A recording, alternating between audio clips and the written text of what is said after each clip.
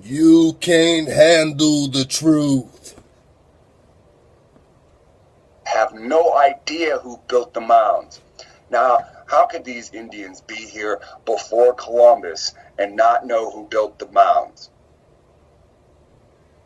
See, the problem is these Indians that you say have been here forever, they have the same non-existent knowledge of this place prior to the Columbus that the Europeans have. Isn't that interesting how when you say to people that have been here for fucking ever, where did these mounds come from? They go, me knoweth not where mound come from. So somebody just came down and shit a bunch of dirt in the shape of a pyramid. And these guys that have been here forever, they know the creation story, they know this, they know that, about right where they're supposed to be at. Me no know how mound get here. This is what the fuck you telling me. Indians with rodeo, these traveling Indians, they're fascinated by mystery. Mystery means unknown. Me no know how mound get here. Oh, okay. Well, you don't know how to lift dirt? Well, I'll show you the Indians that do know how to lift dirt. All right. So when you type in Newark Indians, you get the Decalogue stone. Decalogue.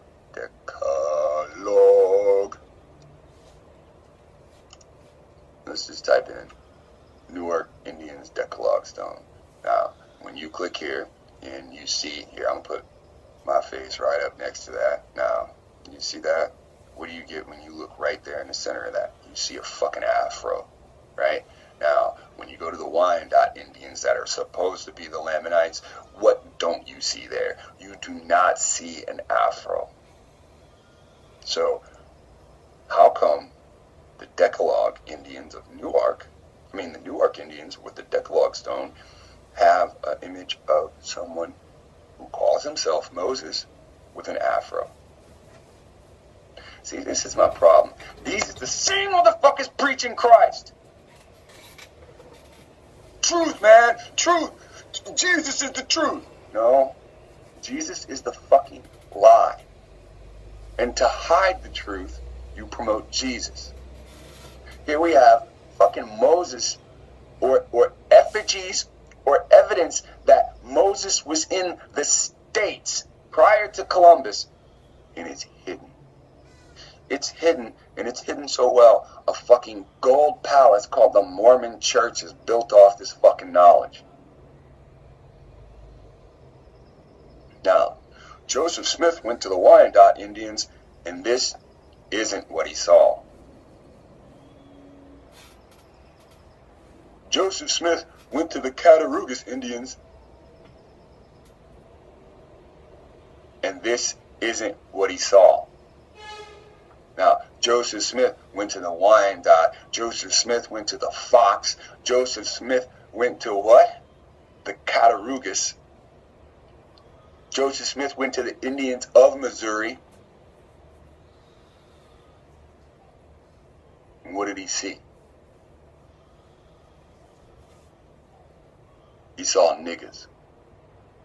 He saw brown skin and Afro-Asian people. Now, if I fucking control DNA, and I'm evil, and I know all these people are related, yet I know I'm supposed to put them in the place to be the Hebrew people we're all looking for, it's easy. All I do is say they're connected to their brothers, and then prove the connection to their brothers. They're related to Asian. They're related to the Mongolians, right? But the Hebrews aren't said to be related to those people. They're said to be related to the Egyptian through marriage. They're said to be related to Edom through blood. Why aren't these people saying that? We tested the DNA of the Hebrews, and wow, we found the Moabites, we found the Ammonites, we found the Edomites, we found the great Edomites facts who've been written about forever. These people know Kittim is Italy. These people know Rome sits in the heart of Kittim. They're fucking with you. Because they own everything that you need. They own your water. They own your food. They own the animals that you get your food from. They own the mountains that the rivers start from when they stream down. They own everything. Any day they fucking want to, they say, lock that motherfucker up. For anything. For cursing, for knocking something down, for dropping trash. For anything. For not paying your child support, for having too many bills, for anything. Alright, we're going to continue here. I had to call Ed, man. Ed, let us find the truth. I'm gonna let this rock, man. Something in his webpage. I definitely want you to get this info. Today we're not going to the Alexander Library. I'm just flying around. We're going to go to the blog, and under the blog is Time to Wake Up, Babylon Watch, Definition of American. Let us find the truth. Got to drop. It's going to show us some stuff, and we'll watch it through YouTube.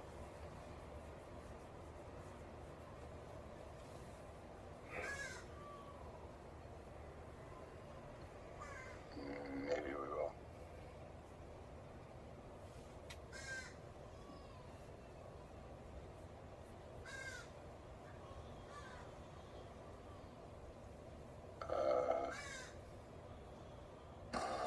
Some girls crack under the pressure. Never mind, we're gonna watch it here.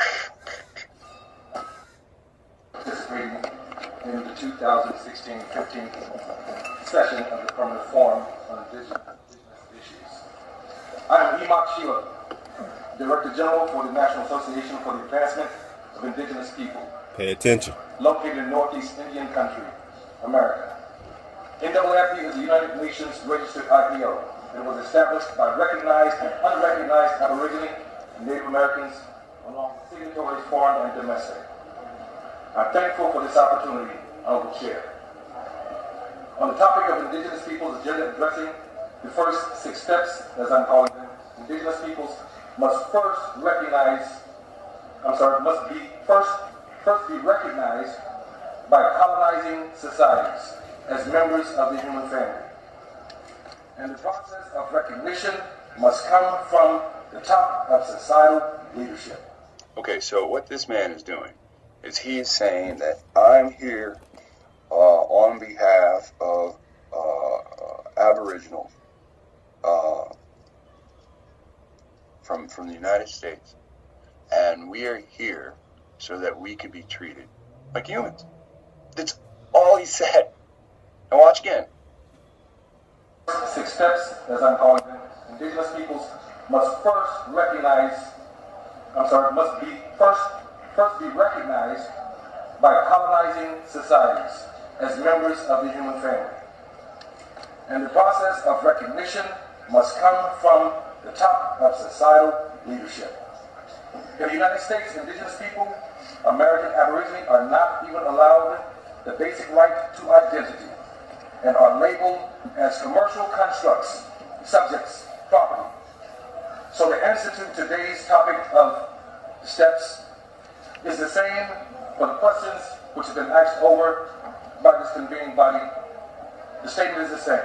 Before we begin to speak about the process or a process to address these steps for Indigenous people, we must, as World Indigenous Aboriginal people, along with the United Nations countries, the United States, reform policies of misidentification, apartheid, and violent racism against the Indigenous people of America. So, as you can see, you are treated like dirt. On paper, you don't exist. On paper, your titles have been given to other nationalities. Now, if you don't believe me, this guy is the speaker for his group, and he's sitting in front of the UN saying the same thing. 2015 accomplishments and intent for 2016 through 2017 shall further embrace and assist individuals who are part of reclaiming their tribal cultural identity, implementing sustainable development platforms. Did you hear that? Reclaiming their identity. Well, okay. You have to now ask, who has claimed their identity? Mm-hmm. While actively assisting members in securing justice and remedies in many areas of their existence, including land claims, custody, and protection of tribal children from covert adoption and placement outside the indigenous community. So you see what happens? When you start shaking that tree, right? Right. To try to get the beehive, they Right. just take your fucking kids. Mm-hmm. Listen to what he said. I'm not making anything up. When you start saying, I want my name back, they start taking your children. And protection of tribal children from covert adoption and placement outside the indigenous community. Wow. Custody and protection of tribal children, securing justice and remedies in many areas of their existence, including land claims, custody, and protection of tribal children from covert adoption and placement outside. So, what is the biggest thing that they want? Your land. What is the next biggest thing they want? You out of the way. What is the biggest thing that they use against you? Their claim to have the right to snatch your fucking kids from you. Wow. Outside the indigenous community. Last week, NAACP registered 16 delegates, all of whom stood on this floor, awaiting an opportunity to demand justice. And the ears of justice ignored their presence. So today, I, Tushka, standing there, Sheila, speak in their stead. In 2000. So you hear that? He said a week ago, 16 of his people came to try to be heard. And those UN delegates ignored them. They just let them stay there the whole fucking time. So he brought Indians. He brought non-Afro Indians. You see the people sitting next to him? If in the farther back in the screen, you see the Asiatic or Mongolian type Indians that are there. He brought those Indians with him, and then the UN listened to him. 16 Afro people came the week before. They fucking ignored them all. So he had to reach out to other Indian groups to be able to be heard. You see what's going on? We were not allowed to make a statement.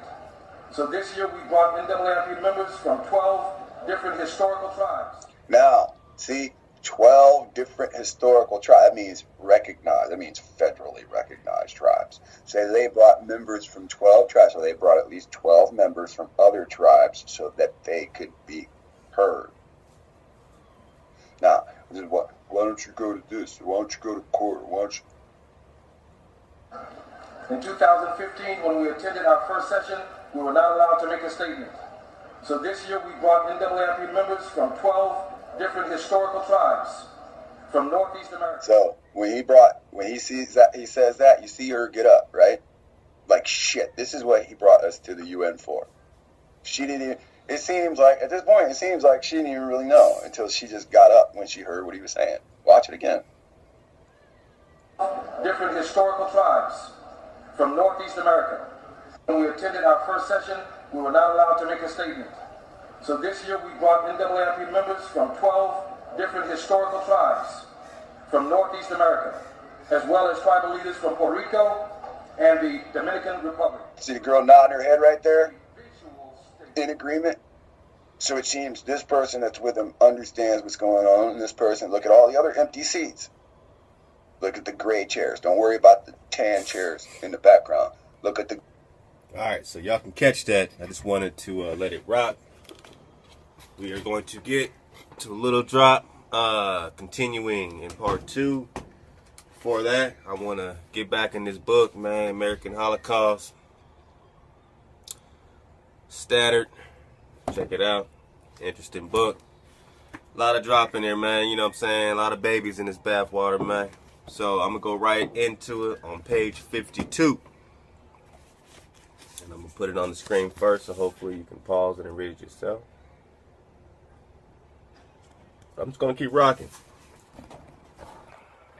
Now, what did, you know what I'm saying, what's this brother talking about?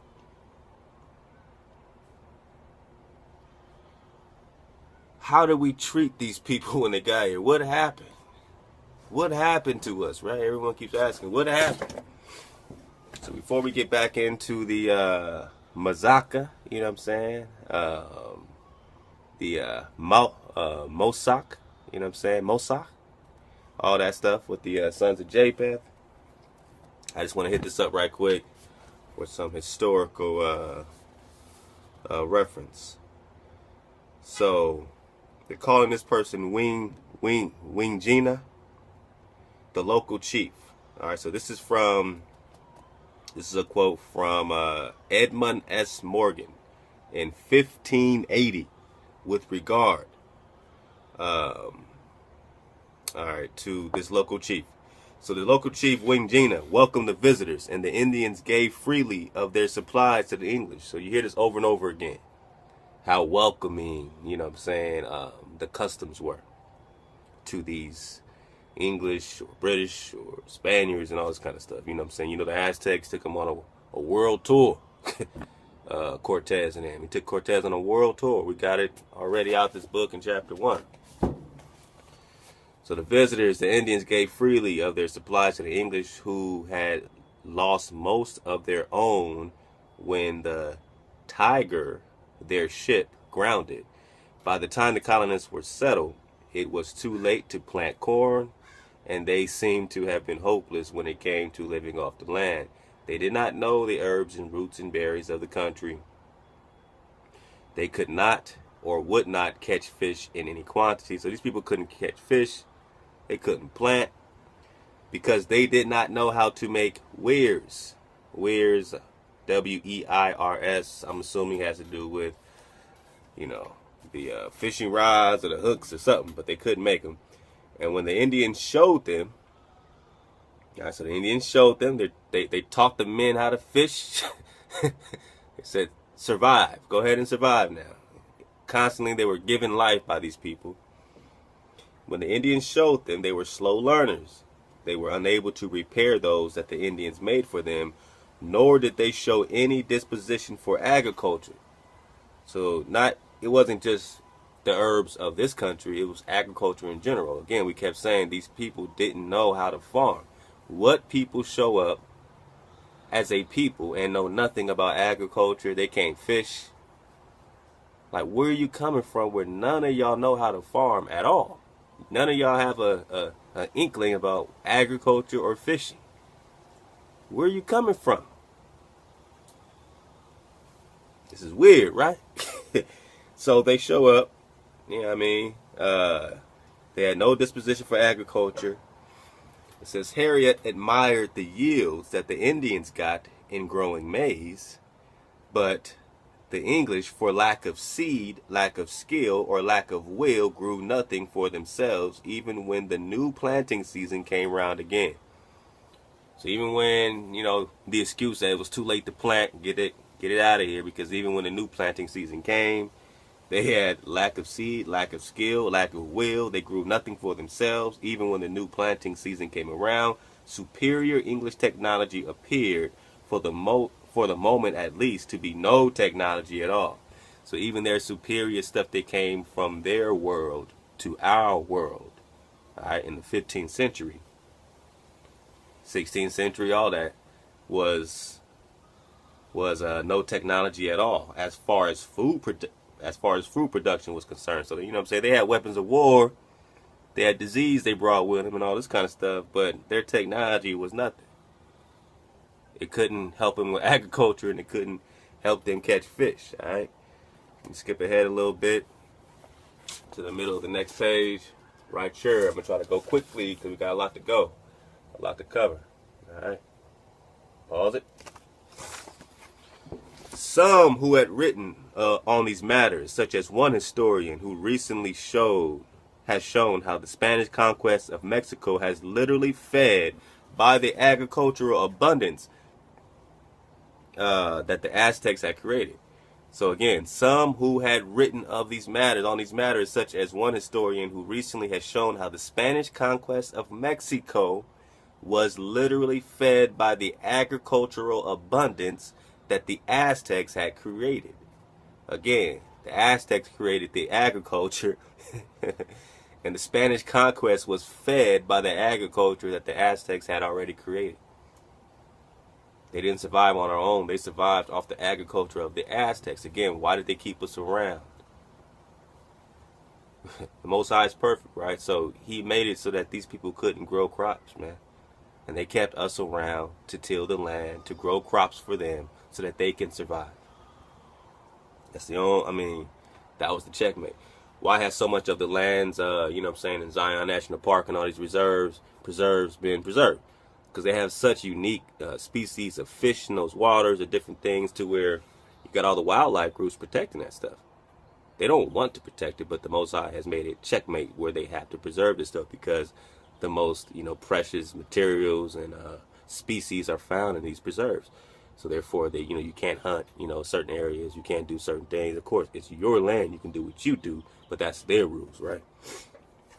So some who had written on these matters, such as the historian who had recently shown how the Spanish conquest of Mexico has literally fed the agricultural abundance that the Aztecs had created, was fed by the agricultural abundance of the Aztecs, have commented on the irony, which is ironic, of native achievements being turned against itself. Perhaps the greatest and most tragic irony of all, however, was that the extraordinary good health of the native people. All right. So it's so ironic that these people were so healthy. Why was it ironic that they were healthy? That the extraordinary good health of the native people throughout the Americas prior to the coming of the Europeans, which we're now finding are not Europeans. That is another misnomer, another title, that the indigenous people of Japheth are dark melanated people, right? The original Grecians, the aboriginal, the indigenous Europeans, right? So they're calling them Europeans, but we knew that the Spaniards are dark, right? The Spaniards are dark. The Portuguese are dark. King David, and King James, and King Charles, and all these, they're all dark. Dark Edomites, dark whateverites, you know what I'm saying? But dark, dark, dark. This was the junk. I'm saying this is the whole dark ages and all this kind of stuff like that. And then you got the Renaissance, but it's the rebirth of who? Whose seed was reborn into power? Well, now we see Europe as just white, Rome as white, Spaniards are white. That's the rebirth. It started with the Renaissance. So no matter what they say, they can't get rid of Columbus, because without Columbus, all these Europeans here today, wouldn't be here, right? Without Cortez and all this bloody slaughter. So they are caught in a catch-22. Like, without, they acknowledge how fucked up all this stuff is, right? They acknowledge how messed up the whole situation is, and when you read this stuff to them, no one can refute it, because it's true. The genocide is real.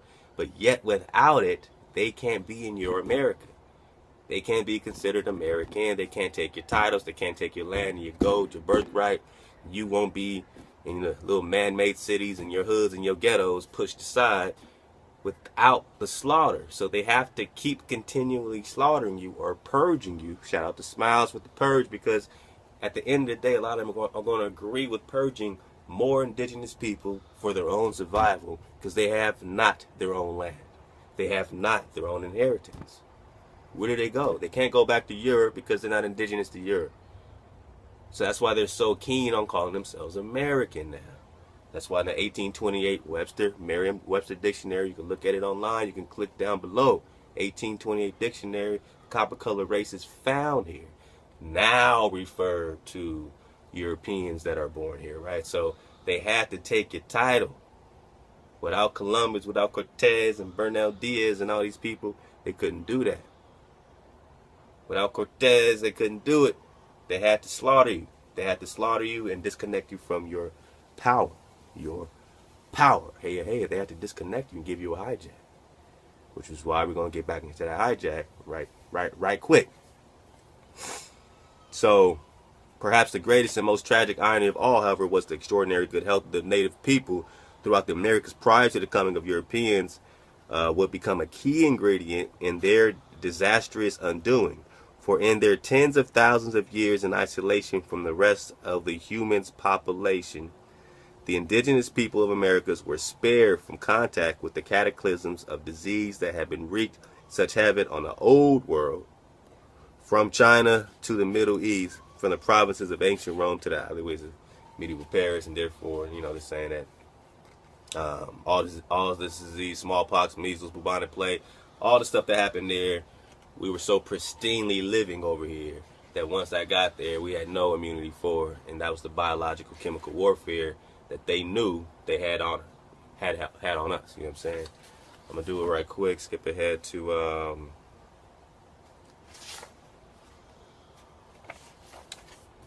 page 92. I mean, so much drop, it's hard to skip. It's hard to skip ahead in this thing, man. 93. Alright, so I'm gonna skip ahead to this page right here. You got the PDF underneath, so click on the PDF because you do have it.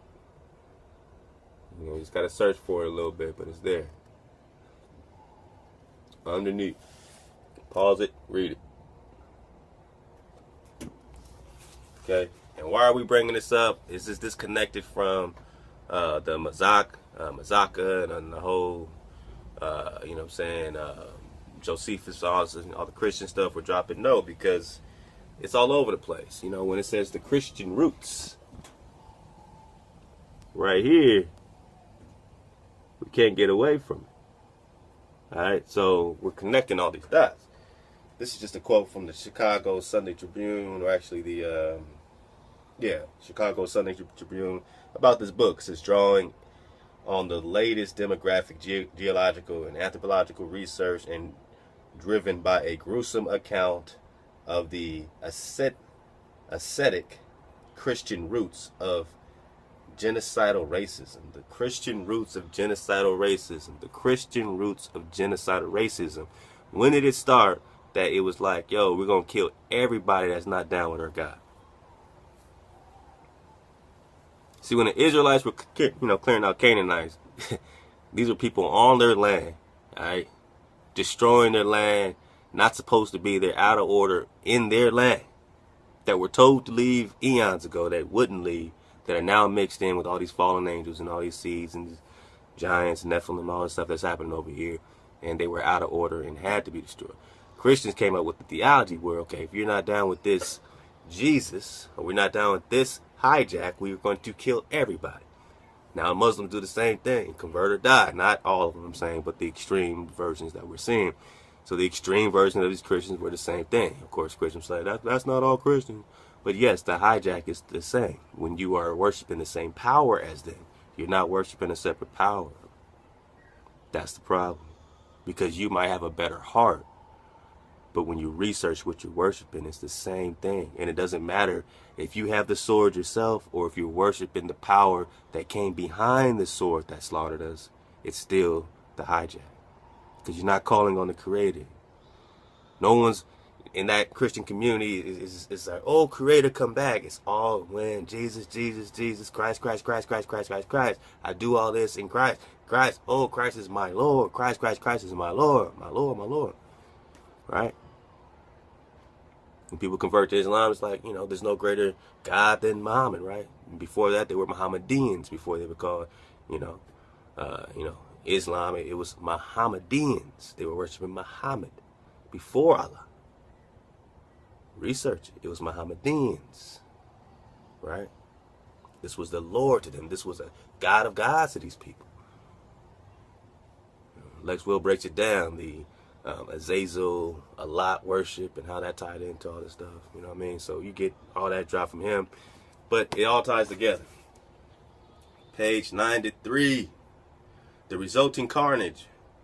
This is talking about Brazil, so we're in South America. We're talking about what happened in South America. So we're talking about Mexico. We're talking about Peru. We're always talking about Mexico and Peru. We can't get away from Mexico and Peru. Columbus said in the Biblioteca de Colombina Sevilla, I'm coming to recapture the holy city of Mount Zion. Where did he go? Mexico and Peru. Of course, he himself only got to the islands, but where did, you know what I'm saying, where did the conquistadors eventually go? Mexico, Peru. That's where they recaptured, or, you know what I'm saying, took our holy city. That was the part of Atlantis that was never sunk. Peru, South America. It's a big switcheroo. A lot of us up here come from down there. From down there, they come from, you know what I mean? They just switch us around, you know what I'm saying? Sorry, I got these little fruit flies or something. Man, jamming me up. So this is from the writing of Leonardo do Valle. The resulting carnage beggared all description. The plague was first. It seemed as though everyone was infected. So this is about the plague and the disease we were just talking about. At least everyone who was native, as is common when a contagion invades a people with no previous exposure to it. The first generation of symptoms are like nothing anyone, even anyone with long experience with this infection, has ever seen. The disease began with serious pains inside the intestines, wrote Simeo de Vasconcelos, which made the liver and lungs rot. It then turned into pox that were so rotten and poisonous that the flesh fell off them in pieces, full of evil smelling beasties. Man, it's a horrible thing. Thousands died in a matter of days, at least 30,000 within 3 months. Then among the plague survivors, the smallpox was discovered, wrote Leonardo do Valle. He said, when this tribulation was past and they wanted to raise their heads a little, another illness engulfed them. So they got bing bow. They just got over this one plague and then they got hit with another one. Why? After all these years, these people were free of all this stuff, and then suddenly they're going boom, boom. Clearly it's by design. Clearly this is a weapon of war. I mean, the brothers have dropped already at the tribals. They didn't just go head on. You know, this is guerrilla warfare. The Gullah Wars is where they get guerrilla warfare from. So see how they act in Afghanistan and Iran and Vietnam and all that against the guerrilla warfare. It never ends, right? So it never ended with you either. We did guerrilla warfare when they got here. We're fighting from the woods and the wildernesses, and we never stopped. They finally, you know, conquered what they conquered, but we never surrendered. None of your tribal chiefs have said we surrender. But we are finding out that some people have signed treaties. So what happens to the other people that are still fighting when you sign a treaty? Clearly it makes them weaker. You know what I'm saying? So they got hit with a boom boom. Another disease popped up that was far worse than the other. This was a form of smallpox or pox so loathsome and evil smelling that none could stand the great stench that emerged from them. For this reason many died unintended, consumed by the worms that grew in the wounds of the pox and were engendered in their bodies in such abundance and of such great size that they caused horror and shock to anyone who saw them. Yeah, red alert, man. You hear the sirens, man. It's red alert. So this is what happened to the best of the warriors that they didn't want to face. They just infected them with diseases. Made it easier, right? With guerrilla warfare. All right. As has been the case in Caribbean and Mexico and Central America and Peru. Mexico and Peru. Before, the secondary consequences of the epidemic were as bad or worse than the monstrous disease themselves. The secondary consequences, with no one healthy enough to prepare food or draw water or even comfort the others, multitudes starved to death. Got him. Died of dehydration or of outright despair even before the infection could run its deadly course. Children were the worst afflicted. In the end, recalled Valle, the thing grew so bad that there was no one to make graves, and some were buried in dunghills and around the huts, but so badly that the pigs routed them up. So I'm going to skip ahead a little bit to this part right here.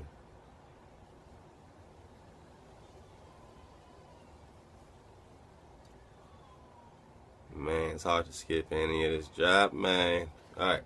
From the very beginning, from at least a day in 1493, alright, when a very beautiful Carib woman fought off the violent advances of Miguel del Cuneo before being thrashed with a rope and then raped by him, the people of the Americas resisted.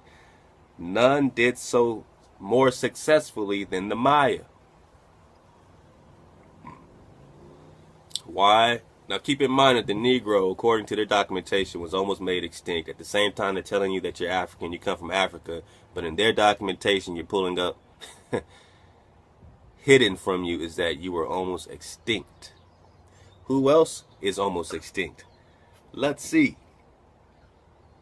None did so more successfully than the Maya, who combined retreats into the deep jungle cover in the Yucatan lowlands, where, as one historian puts it, the pursuing conquistadors soon found themselves adrift in a green expanse of forest without food to eat, souls to convert, or labor to exploit. Guerrilla warfare.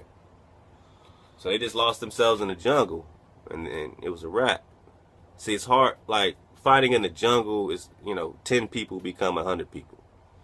Fighting in the streets of Baltimore, Ferguson, South Central LA, all this, Cleveland, all the stuff they're trying to get us to rile up on, and some of us are going to fall for the bait. We're going to try to just take these crazy people head on instead of going back home and vibrating. And what happens when you go deeper into your home? Clearly the Maya, right? We just dropped how the Maya was dropping science on the Egyptians, or the Cometians, should I say. Getting their information from the master teachers from the West. It says the Maya, who combined retreats into the deep jungle cover of the Yucatan lowlands, where, as one historian puts it, the pursuing conquistadors soon found themselves adrift in a green expanse of forest without food to eat, souls to convert, or labor to exploit, without relentless military counteracts that finally led to temporarily expulsion of the Spanish in 1638. Did you know that? Did you know that these people got kicked out in 1638 because the Mayans never stopped fighting? Because you never stopped fighting?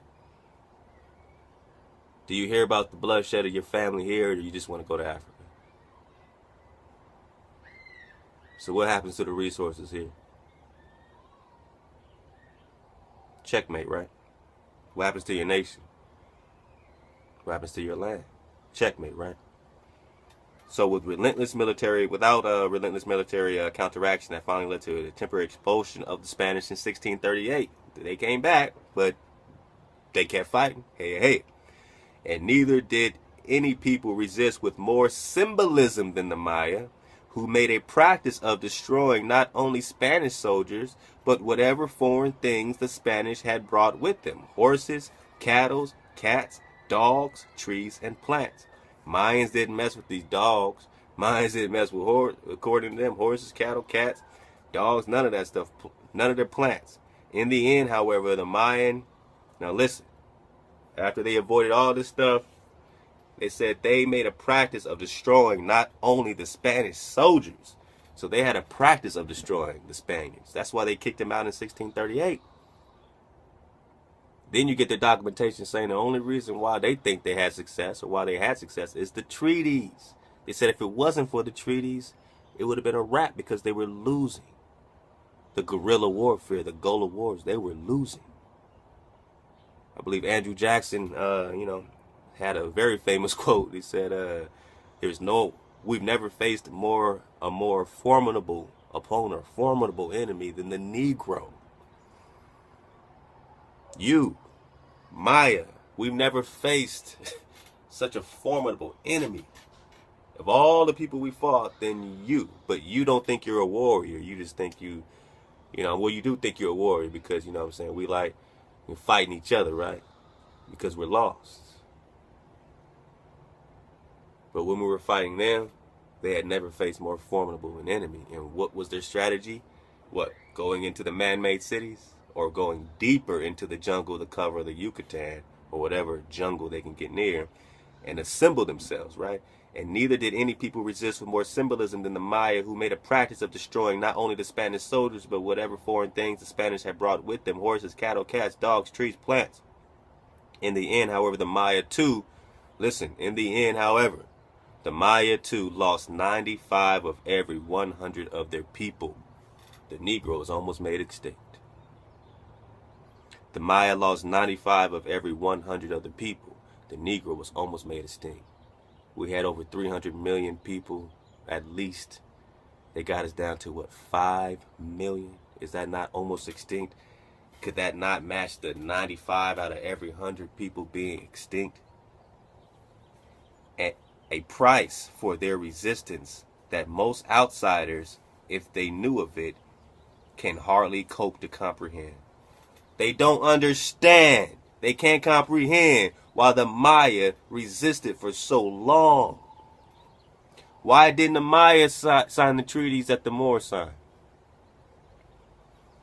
Why were they willing to lose 95 out of every 100 men? Because they knew the price of giving up liberty. When you sign a treaty, you're giving up something. And you sign a deal with the devil's never going to stop taking from you. It's not going to be a cool deal at the end of the day. You make a covenant with the devil. Don't go back to head saying, where's my covenant? You had your covenant. You made it with the devil. But the Maya lost 95 of every 100 of the people, a price for their resistance that most outsiders outside, if they know of it, can hardly comprehend if they know of it. Most of us didn't understand why the Maya lost so many people, why we were almost made extinct, why the Negro was almost made extinct. It's because you never quit. It's the same resilience that they're looking at you now. Like, how come these people haven't given up? Why hasn't the Negro quit? We done lynched them and slaughtered them and put biological chemical warfare. We're still doing it with the vaccines, the chemtrails. They're saying the vaccines, you know what I'm saying, in the vaccine courts, these vaccines are more potent on our African American boys according to their science. So they're being triggered for us. We know that with the AIDS. We know they're triggering us with the whole syphilis test they did. They've been triggering us and they never stop. But we're supposed to be the fools after they slaughtered so many of us to take our children to their hospitals to get vaccinated by a serum that's coming from some building that we should just have a blind trust for our oppressors of this CDC, whoever building, when the vaccine courts are paying out hundreds of millions of dollars and the vaccines are proven to be over 300% more, lethal to us. And the chemtrails are seen to be programmed for us. The destruction has always been programmed for us. That's why the Maya lost 95 out of every 100 of the people, because they never gave up. And if they did give up, they would have been probably slaughtered for good. So at least they knew by fighting there would be a remnant. And that's what Hallway CH was dropping, that there will be a remnant. You know who you are. By the time the 16th century had ended, perhaps 200,000 Spaniards had moved their lives to the Indies, to Mexico, to Central America, and points further to the south. So 200,000 Spaniards by the time of the end of the 16th century, the end of the 1500s. Over 200,000 Spaniards had moved into the Indies, Mexico, all that, Central America. In contrast, by that time, somewhere between 60 million and 80 million by the end of the 16th century, by the end of the 1500s.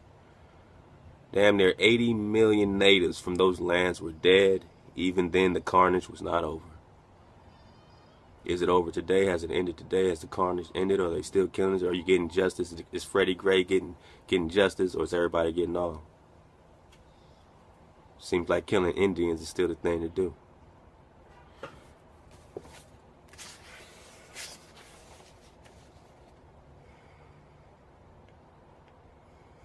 Last part I get is this, page 98. And then we're back to that Mazaca Mosoch Cappadocia. During the latter half of the 16th century, while the Spanish and Portuguese were busy pacifying the indigenous people in Mexico and on to the south with additional forays up into Florida and Virginia, the English were preoccupied with their own pacification of the Irish.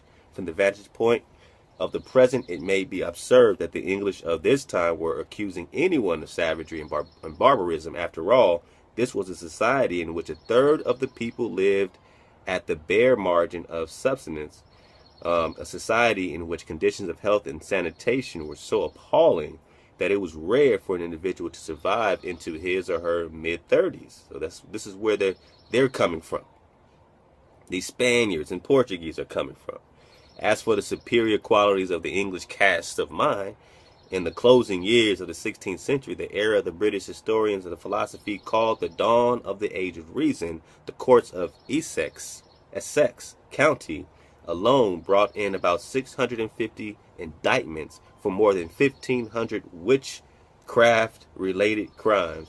And this, says the historian who has studied the subject more closely, was only the projecting surface of far more widespread suspicions. Witches, the witch hunts, all this kind of stuff like that.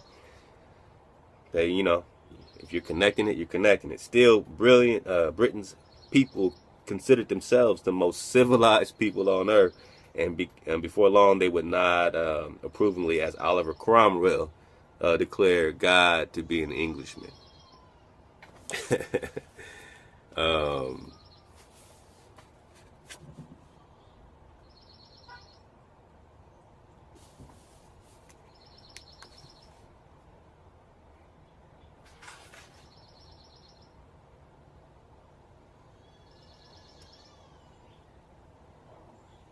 And there's so much drop. I gotta move on. It's almost an hour, man. I'm gonna put it down for now, but yo, come on, man, come on. So let's get back into some of this Mazaca. All right, Lex Will Kings to you, brother. Keep kicking it. Keep on kicking it, man. Keep on kicking it, man. Come on. I like it. Me like it. All right, get back into chapter 6, book number 1, Antiquity of the Jews, Josephus Flavius, all that stuff. I'll read it again. It's like I read it in part 1. I'm just going to skip a little bit. But yeah, pull this joint up. You should have it up by now. Get back to that part 1 if you ain't got it. Pull this link up. You got it in front of you, hopefully. So, we're going to just go right to the part where it says, where were we? Alright, well, let's go. Okay. So, for Gomer founded, so this is from how every nation was denominated from their first inhabitants. How every nation was denominated from their first inhabitants. How every nation was broke and put into their indigenous lot. So I ask you, melanated people, since we're talking about melanated people, where is your indigenous lot? Where's your inheritance? Where's your order? You cannot have both hemispheres. You cannot have Africa here and Africa there. That is greedy. That is one world order. Where's your people supposed to be? Not every tribe is supposed to be anywhere they want to be. Not everybody is designed for every single climate that way, right? You can't just take wherever you want to get. That's not order. That's chaos.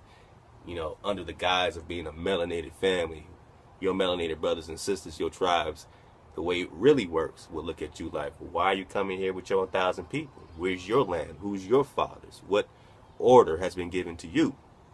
So we got these, it says, for Gomer founded those whom the Greeks now call Galatians. So we got that in New Testament, Galatians, Ephesians, For Gomer founded those from the Greeks now called Galatians, Gauls, but were then called Gomerites. Magog founded those from him were named Magogites, but who are now by the Greeks called Scythians or Scythians. Now, as for Javan and Madai, the sons of Japheth, from Madai came the Medians, or the Medes by the Greeks, but from Javan or Jonia, Ionia, and all the Grecians were derived. From Javan, all the Greeks came from Javan. Thobal founded Thobalites, which are now the Ibers or Iberians, and the Mosekini or Mosechini were founded by Mosoch or Mosoch, now known as the Cappadocians. Now here's the interesting part where it got me going to begin with. There is also a mark. There's also a mark of their ancient denomination still to be showed. So it's still to be showed, for there is even now among them a city called Mazaca, M-A-Z-A-C-A. Open a tab and start researching Mazaca, M-A-Z-A-C-A, which may inform those that are able to understand. All right, so something about this name Mazaca should inform us that are able to understand that so was the entire nation once called. And we started looking at Mazaca. You know, we pulled up a really cool map, you know, to kind of give us an understanding of where Mazaca might be in Eastern Europe. We understand this connection to, this is Cappadocia up here, so that's, you know, the area. All right, so these indigenous people that were there, of course, we know are melanated people and that their titles were to taken. That's what Lex Will has been dropping and some others have been dropping. So then we went into the book, The Making of the Christian Communities in the Late Antiquity of the Middle Ages. And we started just dropping in on some Mazaca drop. So go back to part 1. But I'll pick up a part of it here. The myth of Mosoch, the founder, was a lost memory. So Mosoch, alright, Mosoch, who is the son of Japheth that we just read about, becomes some type of myth that has been lost, right? So I've never, you know, personally heard of Mosoch, but now I have, obviously. Mazaca was the original name of the Cappadocians. And we'll get into that, but we tied that in verse, not verse, but in part 1, you know what I'm saying, with the Khazars. That this land, Cappadocia, you know what I'm saying, we'll get it again. So the myth of Mosoch the founder was a lost memory, a fragment of an abundant past, a casualty of the adoption of Greek mythology, or the imposition of Roman rule, or the expansion of Christianity, or any of these things, right? But they hit it right at the end, or the expansion of Christianity. Now we're back on the Christian, all right? So this expansion of Christianity swept under the rug this memory of Mosoch, and you have to say why. What power is erasing Mosoch and why? This is where the hijack is happening. They're replacing Mosoch as they're changing the name, they're changing the people, right? So from the indigenous to what we call Khazars today, right? But when you research the original Khazars or Khazarians, or these people in Turkey, they are dark melanated people. These are the sons of Japheth. Throughout Europe at this time, these were the original people coming in. That's why it says, I'll go back.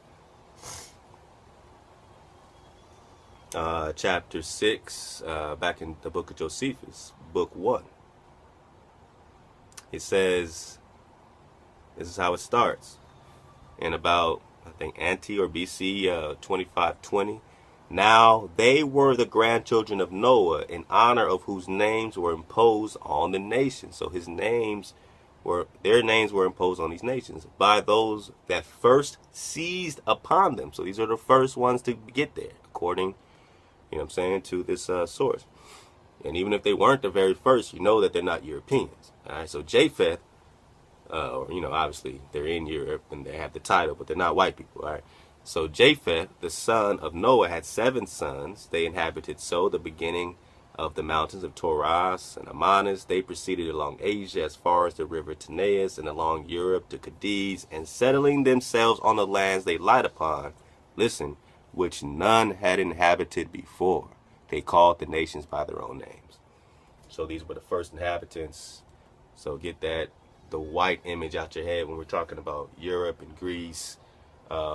And right now we're talking about Mazaca. We're talking about Turkey, right? We're talking about Caesarea, as we were about to find out.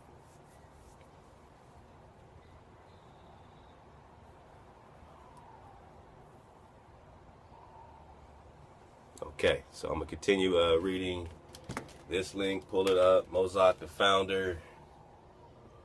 It is underneath you. We're reading it now.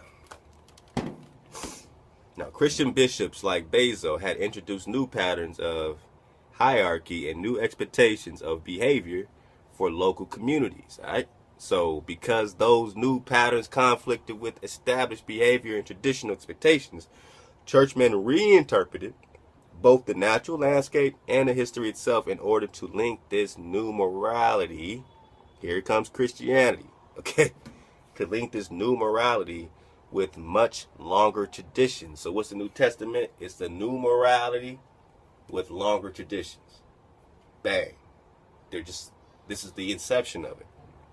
Again, Christian bishops like Basil had introduced new patterns of hierarchy and new expectations of behavior for local communities because those new patterns conflicted with established behavior and traditional expectations. So they're cutting into the establishment. What's heya heya? Established, to be established. That's the definition of heya heya. I am, to become, to be established. You research that in your Strong's Concordance H1961. Heya. Because those new patterns conflicted with established behavior and traditional expectations, churchmen reinterpreted both the natural landscape and history itself in order to link this new morality with much longer traditions. Even through they wrote in classicizing, articizing Greek. They did not locate their new interpretations in Greek myths and Roman history. Indeed, they focused on biblical and what they're calling Christian history, but they just call them a biblical history. Their interpretations linked their communities with ecclesiastical history back to Jesus, with biblical history back into the Old Testament, and even with creation itself. So syncretism, is that what the brother's breaking down?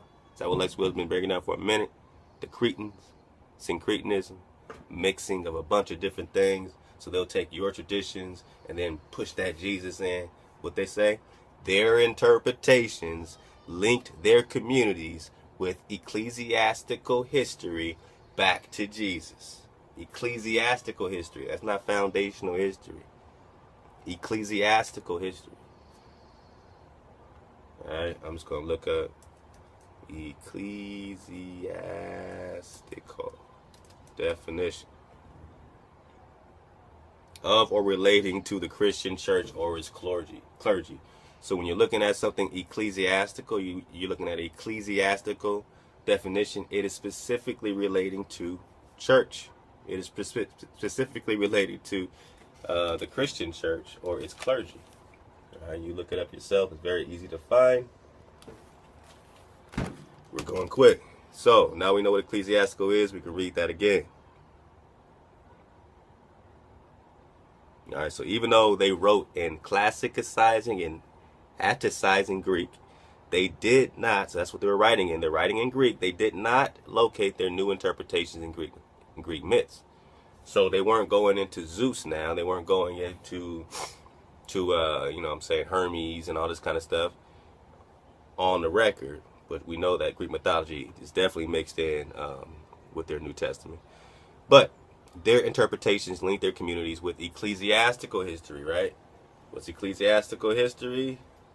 Of or relating to the Christian church or its clergy. So they link this in with history of or relating to the Christian church or its clergy back to Jesus. That's the only way they went to Jesus, is going into ecclesiastical history. See the difference? This wasn't history. This was ecclesiastical history relating to the Christian church, all right, or its clergy.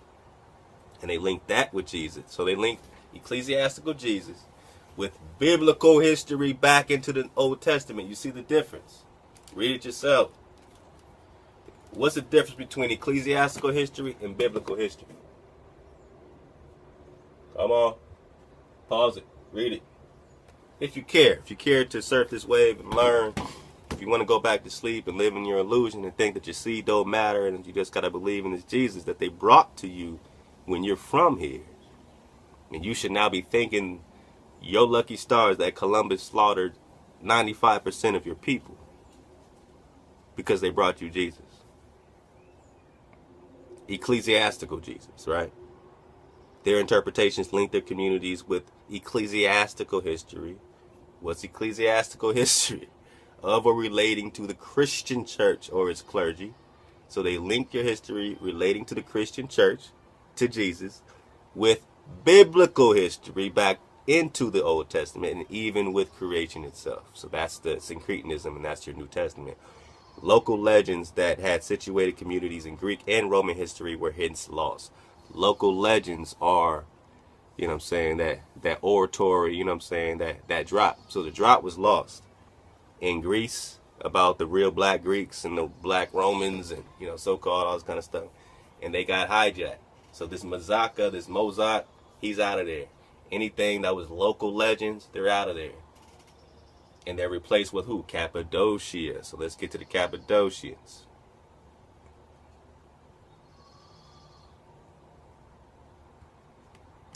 Told you we'll get there at the 1 hour mark, and we finally got there. All right, Cappadocia. Let's go quickly. Pull that link up. Anatolian, Achaemenid satrapy, Hellenistic era, Iranian kingdom. You're going to see a lot of this link between this Turkish Byzantine thing, this Khazars, with the, you know, Persian Iran situation. They were allies at some point. At some other times they're warring, but all of it was confederacy against you. None of it was for you. None of it was for the remembrance of you, but for you know, the setting up of a kingdom on top of you being asleep. None of them want you away. Whether you're in Iran or whether you're in Byzantine, Turkey, Cappadocia, Mazaca, any of that stuff. All right. So Imperial Roman province. All right, let's skip that. Let's go.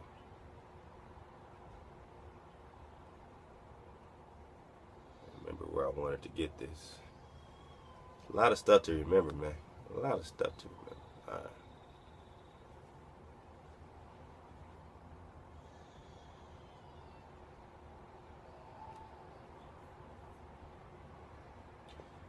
We can get it from here. I scrolled all the way back to down the page to Romanization. And there's some more that we're going to get, but you scroll down to Romanization.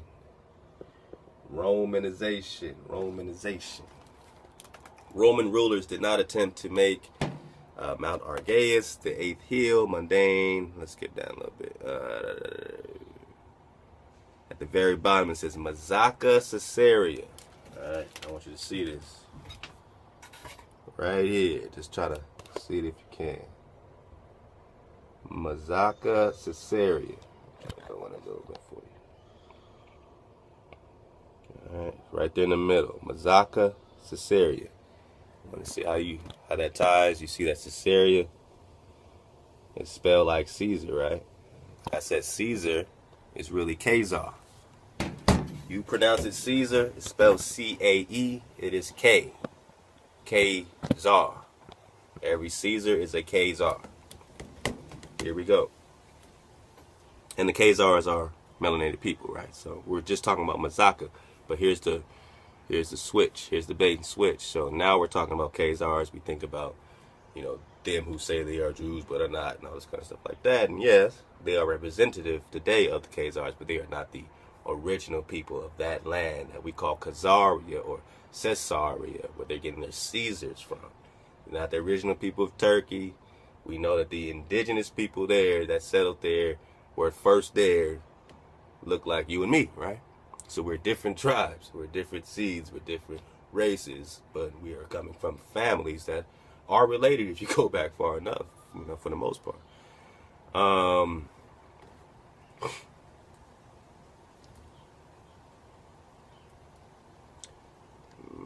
One more thing I want to get out of here. It's a lot. Alright. Oh, there we go. Okay. The administrative structure of the Roman province of Cappadocia much resembled those of the Achaemenid satrapy of the post-Achaemenid kingdom.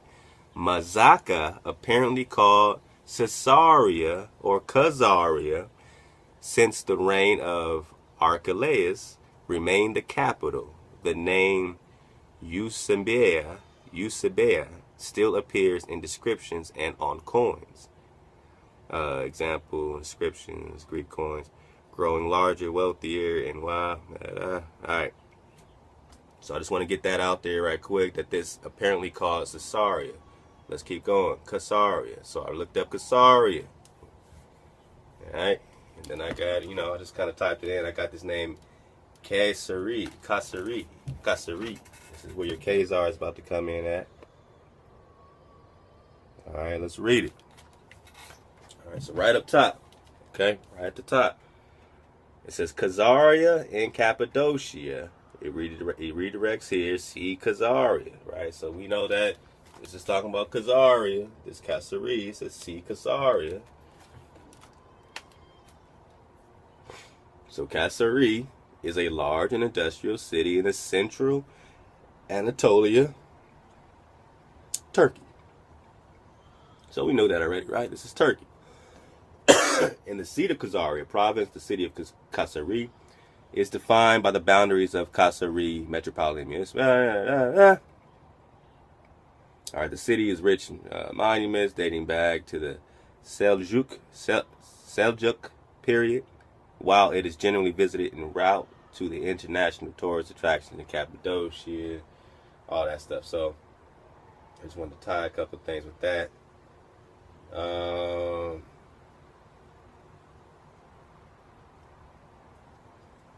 It's going to give you some good history on the etymology right here. This is very interesting. Pause it and read it. Etymology. Pause it and read it. This is Caesarea, right? Alright, so let's go. Caesarea was originally called Mazaca, or Mazaca, spelled with a K or C, by the Haitians.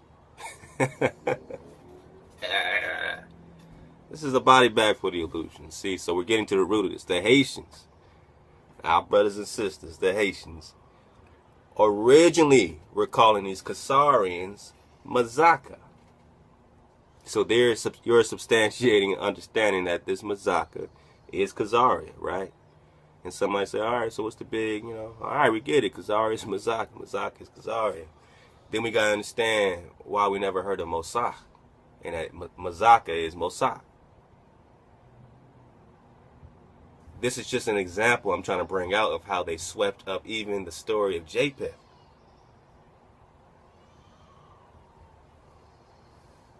Even the sons of Japheth weren't free from the hijack. And this Christianity is being now brought out. You know what I'm saying?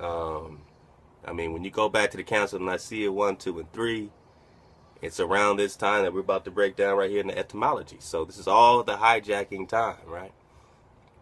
During those, so Caesarea was originally called Mazaca by the Haitians and was known as such to Strabo. During those times, it was the capital of the Roman province of Sicily. So this place in Turkey, this Mazaca, was the Roman province of Sicilia, known also as the Eusebia at the Argaias, which is in the Greek, after Ariates v. Eusebius, king of Cappadocia, right? This is 163 to 130 BC. 163 to 130 BC is what the timeline they're given. The name was changed again by Archelaus, 17 AD, last king of Cappadocia, from 36 BC to 14 AD. See, all this is happening around the so-called time that Jesus is supposed to be walking, right? Remember, Jesus was born, what, 5 AD? Or did he die 5 AD? Something like that. Y'all know. According to what they're saying, right? So this is that time. This hijack is happening the same time the etymology hijack is happening with Mazaca going to Cappadocia, then going to Caesarea, and this Roman, king of Cappadocia and all this kind of stuff like that. This is happening at the same time as the story of Jesus. At the same time that Flavius Josephus is doing his writings. Or actually, Flavius might be a little bit after this, but I know he was living around this same time. So all of it's happening, relatively the same time period. This is a massive time for the hijack, man. And this is going to lead into your Council of Nicaea and all this kind of stuff with the Edomites, the black Edomites. Constantine, these Hebrew Edomites, Septimus Severus that overthrew Rome in 193 AD. So a little bit after this, they were overthrown by, Hebrew Edomites, right? Let's keep going. Let's keep going. To the king of Cappadocia, the name was changed. All right. The last king of Cappadocia. So it was the last king of Cappadocia and the Roman vassal to Caesarea in Cappadocia. So it was changed to then after 14 AD to Caesarea in Cappadocia to distinguish it from the other cities with the name Caesarea in the Roman Empire in honor of Caesar Augustus. Caesar Augustus. Caesar is Caesar, just like Caesarea. Upon his death in 14 AD, when the Muslim Arabs arrived, they slightly modified the name to Kaisariyah. Look how they spelled it. Kaisariyah. It's a very interesting etymology right there. Kaisariyah. Got that? This is just some drop. We're tying it together. Part 2, let's go. So they said the Muslims changed it to Caesarea, and then eventually it became Kayseri when the Seljuk Turks took control of the city in circa 1080, remaining as such ever since. So the Kayseri was later, Caesarea was later, but originally by the Haitians it was called Mazaca, and that was after Mosoch, because they knew the legend or they knew the truth, and they kept it true. And then the hijack happened, and it's the exact same time that this hijack that we are worshiping, so much of our family is giving their energy to this same hijack coming out the same system at the same time. So you think it's not related when these people are talking about this ecclesiastical history of Jesus. This is the ecclesiastical history of Jesus. Remember, ecclesiastical is of or relating to the Christian church or its clergy. Is this of or relating to the Christian church and its clergy or not? Is this of or relating to the hijack or not? All right, let's move forward. So it's a quick thing on Bulan. You know what I'm saying? We hear the Khazar king all the time. This Bulan, right? Just a little tidbit reminder. Bulan was the Khazar king, Caesarea, Caesar, right? Who led the conversion of the Khazars to Judaism. And this was in the mid 8th to 9th century, so that's 700s to 7 to 800s, and that's when they converted to Judaism. Why? You just heard it. The Arabs, you had the Muslims, then you had this Christian thing coming out, right? They didn't want any of that pressure, right? So they said, this king said, man, let's just do something different, something they will both respect, so that I can deal with both of them wisely. He didn't want to convert to Muslim because then he'll get killed by the Christians. If he converted to Christianity, he'll get killed by the Muslims, right? You know what I'm saying? Or whatever the case is. So this was this forced stuff happening around. And remember, these type of religions are forced conversions. So they were being forced into converting into an ideology. It wasn't about seed anymore. They weren't dealing with concrete. They were dealing with abstract ideology, ecclesiastical histories. You know what I'm saying? The hijack of the... what would they call them? What kind of legends? Foundational legends. So the foundational legends were the actual foundation, and those were erased by the ecclesiastical histories. But then those were syncretized, mixed in with biblical histories as well, right? All right, I know. So that's Bulan. Let's keep it going. This is just a little quick thing. I just kind of typed it into Google, whatever. And they just said, did you mean Kaza Maza? So then you're going to see a bunch of different, But I put that up there so you understand that they were interchanging these things. Kaza Maza. Kaisariyah Maza. You know what I'm saying? Mazaca Kaza. Kaza Maza. So these things were interchangeable. So we understand that Khazar is Mazaca, is Turkey. But that this Mazaca was the foundational legend. This was the foundation of it. This is where you're going to get your drop, through Mazaca, through Mosoch. You know what I'm saying? However, these Khazars today, that's the hijack. Caesarea today is the latter hijack of the original Japheth people that were in the building. You know what I'm saying? Then, of course, you got the Kazakhs. All right, so now we got Khazars, Kazakhs. So let's see what they got to say about the Kazakhs from Mazaca. All right, the Kazakhs. Let me plug in my battery so we are all good on our juice crew. 1 second, please. Pardon the interruption. Let me take a small moment. Small little breath. Sip on my sippy cup.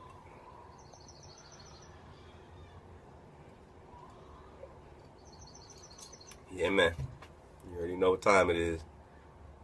You already know. So the Kazakhs, also spelled Kazakh, Kazakh with a K, with a Q. Alright. English name transliteration are Turkic people who mainly inhabited the northern parts of Central Asia. These are dark people, remember. Largely Kazakhstan. Alright, we're Kazakhstan. This is what Lex Will's kicking right now. That these people, you know what I'm saying, are the indigenous people, of course, are, you know, melanated people. But also found in Uzbekistan, China, Russia, Mongolia. So these Mongolians are also melanated people. The indigenous Russians, melanated people. Indigenous Chinese, melanated people. All that is Asia, melanated people. Kazakhs, melanated people. Mazaca, the origin. And then the hijack comes at the same time your hijack is coming. Kazakh identity of its medieval origin strongly shaped the foundation of the Kazakh Khanate, the several tribe rulers under which the sultans are. You get into that Khan stuff, right? You got Genghis Khan popping up all over the place, which, you know, Shalmaneser, all the stuff that, you know, I'm going hand in hand with Lex right now because right now all this is intertwined with what he's dropping. So I'm very, you know, it's a good thing. All right, so yeah, let's just take that from that Kazakhstan. Let's keep it going. I don't want to get too. All right, you look up the original black cultures of Eastern Europe, especially Kazakhstan. You got images like this popping up. Okay. You know, of course, you got your woolly hair, you know what I'm saying, all that kind of stuff, you know what I'm saying. This is just one of the first ones that popped up when I looked in. Now, Byzantine-Iranian relations. All right, open this link up. Same site, different link, and we'll hit this real quick. I'm going to try to get it done. This should be no part 3. Let's go. Byzantine-Iranian relations. From the middle of the 1st century BC, the Middle East was dominated by the political rivalries of the political rivalries of the empires of Rome and Iran. Again, they were dominating, they were beefing, they had a treaty, they didn't. In 298, a treaty of peace had been signed between the Roman and Sasanian emperors. It lasted until after Constantine's conversion to Christianity. So once Constantine converted, that shit was over. Because Constantine now had to get down with this, you know, other philosophy. And it ruined a lot of, you know, their interaction. Even the people that were, you know what I'm saying, now you got Constantine trying to convert people to Christianity in Iran. And that's what really crossed the line. Like, you're like, you keep that in Rome. But now they were, once these ideologies kicked, everyone got to be converted to it. You come over here, I'm not trying to convert nobody to Hebrew and no camp, no nothing. I'm just dropping drop. And if you a seed of the creator, you're going to pick it up and you're going to drop it on somebody else. And that's just how it goes. It's not recruitment, right? But this ideology is like, man, you convert or you die. I'm not down with you. You know what I'm saying? For us, it's like, we worship the creator. If you worship any other hijack, obviously, you know what I'm saying, you're static to us. But these ideologies are all hijacked. And they're all static to each other. So it becomes a chaotic environment. So we're going to skip down just right quick. This is going to be real quick. Official relations. All right, so skip down to this little paragraph here. It's only like the 3rd paragraph of this particular link. Official relations. Pause it, read it, pull it up.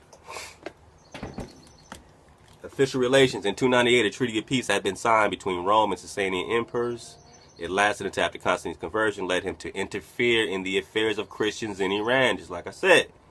So now they were interfering with the affairs of Christians in Iran. That broke the treaty. Though both the Roman and Sasanian empires had accepted the idea of the twin brotherhood state of state and faith, the Sasanian kings and Zoroastrian high priests did not aspire to world domination. So the Sasanian kings, the Persians weren't, and the Zoroastrian high priest, according to this, did not inspire to world domination. Christianity, on the other hand, was universalist, and the Byzantine empires or emperors claimed religious leadership of the civilized world.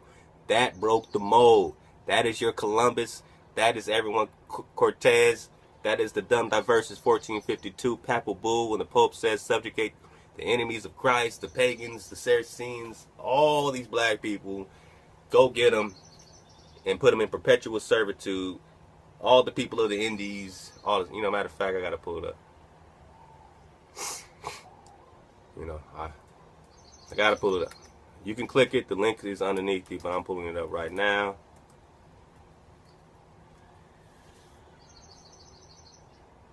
What does the dumb diverse say? Pull up this link. Let's get it quickly. Dumb diverses. Read it. Pull it up.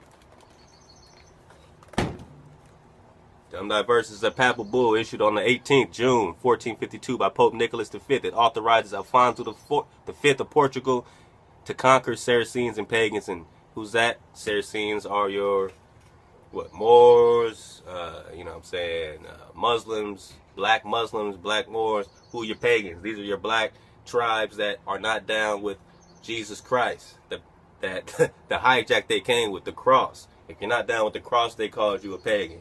If you're not down with the Creator, we call them heathen, right? So they twisted us and said, well, you're pagans. And we said, you're heathens. And they said, we're pagans. All right. So it authorized Alfonso V of Portugal to conquer the Saracens and pagans and consign them to perpetual servitude. Are you still a slave today? Then you're in perpetual servitude. Do you have your land back, your freedom back? Or are you just black? Are you from Africa? All right. So, let's just read it. We grant you, kings of Spain and Portugal, by these present documents. This is from the Pope Nicholas V, 1452 papal bull. This is one of the most important ones you'll ever read, and it has never been, you know, undermined or taken away. I mean, this is still active. People have been, you know, that's what Lex Will was, you know, marching down there, man, with his posse saying, look, man, you got to do something about this. You got to take this away. All right? This is still ongoing. This is perpetual. It's forever. We grant you, kings of Spain and Portugal, by these present documents with our apostolic authority, full and free permission to invade. Apostolic authority. So we give you apostolic authority. We have so much authority over here. Our authority is over here. So we grant you, kings of Spain and Portugal, by these present documents and our apostolic authority, full and free permission to invade, search out, capture, subjugate the Saracens, black, pagans, black, melanated family, and all other unbelievers and enemies of Christ. This is their Renaissance, and this is their Christ. This is their anointed. And if you didn't believe in it, they found you in your land, all right, and you had your commandments written in stone, or you were doing some other pagan stuff. But this hijack, man, was get down or lay down, right? So they say, yeah, okay, you're a bunch of pagan and idols anyway. Take my idol. Or you don't want to take my idol? So they would line up all our priests and just slay them because they couldn't convert the priests, right? So all that was left was the children. I told you this, I told you again, you were almost made extinct.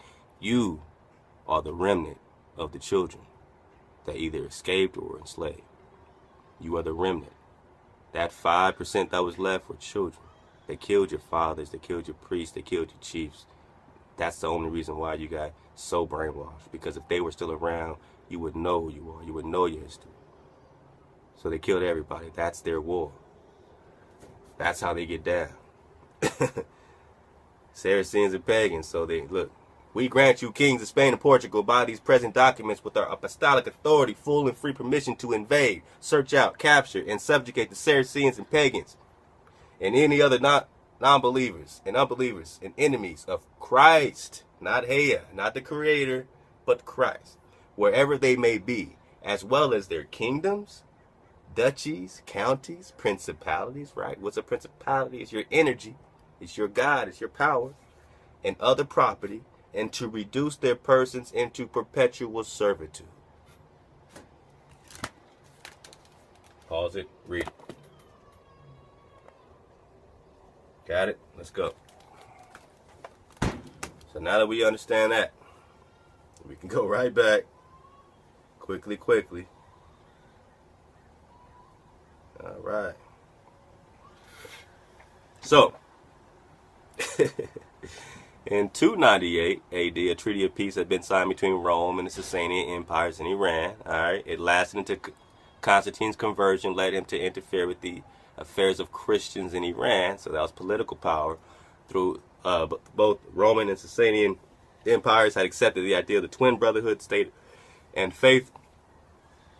The Sasanian kings and Zoroastrian high priests did not aspire world domination. Christianity, on the other hand, was universalist, right? What does Catholic mean? Catholic, that's a universalist. It's a universal church. And by Byzantine emperors claimed religious leadership of the civilized world. And the Byzantine emperors claimed religious leaders. The Byzantine emperors claimed religious leadership. That's coming out of Rome, but Rome at that time is in Turkey. And Turkey, which used to be Mazaca, is now, Cappadocia, right? Cappadocia, which then became Caesarea, alright, which is where they get their Caesars or Caesar from. Caesarea is Caesarea, Caesar is Caesar, Cappadocia is Turkey, is Byzantine. They eventually converted to Judaism, but before that they were Christians, and this is the Roman Empire coming out of that, and the hijack that soon came to a shore near you and said, convert or die to this idol.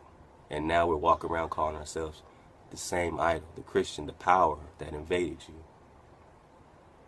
I drive around and see these crosses all over the place, and it's like, you got to imagine this place before they got here, where there are crosses all over the place. No. So if this cross is now, it only lets you know you've been invaded. And if you're going to church on Sundays, it only lets you know you've been hijacked. And programmed to think somebody's wicked by telling you to return to your laws and your commandments, that they're not done away with, that your Creator exists to call on this name, this power, your direct energy, directly, with no hijack. But that's evil.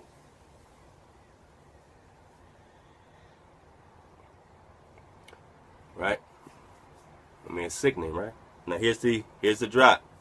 Christianity, on the other hand, was universalist, and the Byzantine emperors claimed religious leadership of the civilized world. What's America claim today? Religious leadership of the civilized world. The long-term policy was formulated in the early 4th century by Eusebius, right? This is the king of Cappadocia, of Caesarea or Caesarea. And this is his quote, the king of Caesarea, Eusebius. One God. Let me let this pass. Take a water break.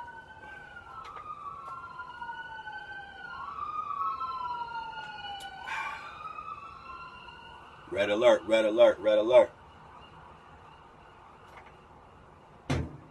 Sometimes you gotta be patient with the drop to get it right. So the 4th century, Eusebius, this is the king of Cappadocia or Caesarea or Caesarea, right? He says, one God is announced to all, one empire stands to receive and embrace all. Thus by the heavenly, right, will two seeds have been cast upon the earth at the same time, and have grown and covered the earth with their shadow. The Roman Empire and the Christian faith, destined to unite in the entire human race in the bonds of an eternal concord. This is the king of Cappadocia in the 4th century, so this is around 300. This is when he's spreading Christianity. This is around the time of the Council of Nicaea, correct? Constantine, correct? So they're saying one God, but what they're really saying is Jesus. Jesus is their God. They're not saying the Creator when they say one God. They're using it as an abstract of your concrete one God faith, And they're saying, well, this is our God. And if you don't accept our God, you're dead. So they say one God, this is the king of Cappadocia, 4th century, Eusebius of Caesarea. One God is announced to all. One empire stands to receive and embrace all. Thus by the heavenly or celestial, underneath the firmament, right, will 2 seeds have been cast upon the earth. If a seed gets cast upon the earth, is it a fallen angel? It's a fallen thing, right? If a seed is cast down, right? So he's saying, thus by the heavenly will 2 seeds be cast upon the earth at the same time, and have grown and covered the earth with their shadow? Does that sound like Hayek? The Roman Empire and Christian faith destined? The Roman Empire and Christian faith destined? These are the 2 seeds. The 2 seeds that are cast down are the Roman Empire and Christian faith. This is coming from, this is a quote. This is documentation. This is a quote. At the same time as the Council of Nicaea by Eusebius of Caesarea. His quote is that the Christian faith and the Roman Empire are the 2 seeds that were cast down, and their shadow covers the earth, and that they're destined to unite the entire human race in the bonds of an eternal concord. Yeah, eternal fire, eternal chaos.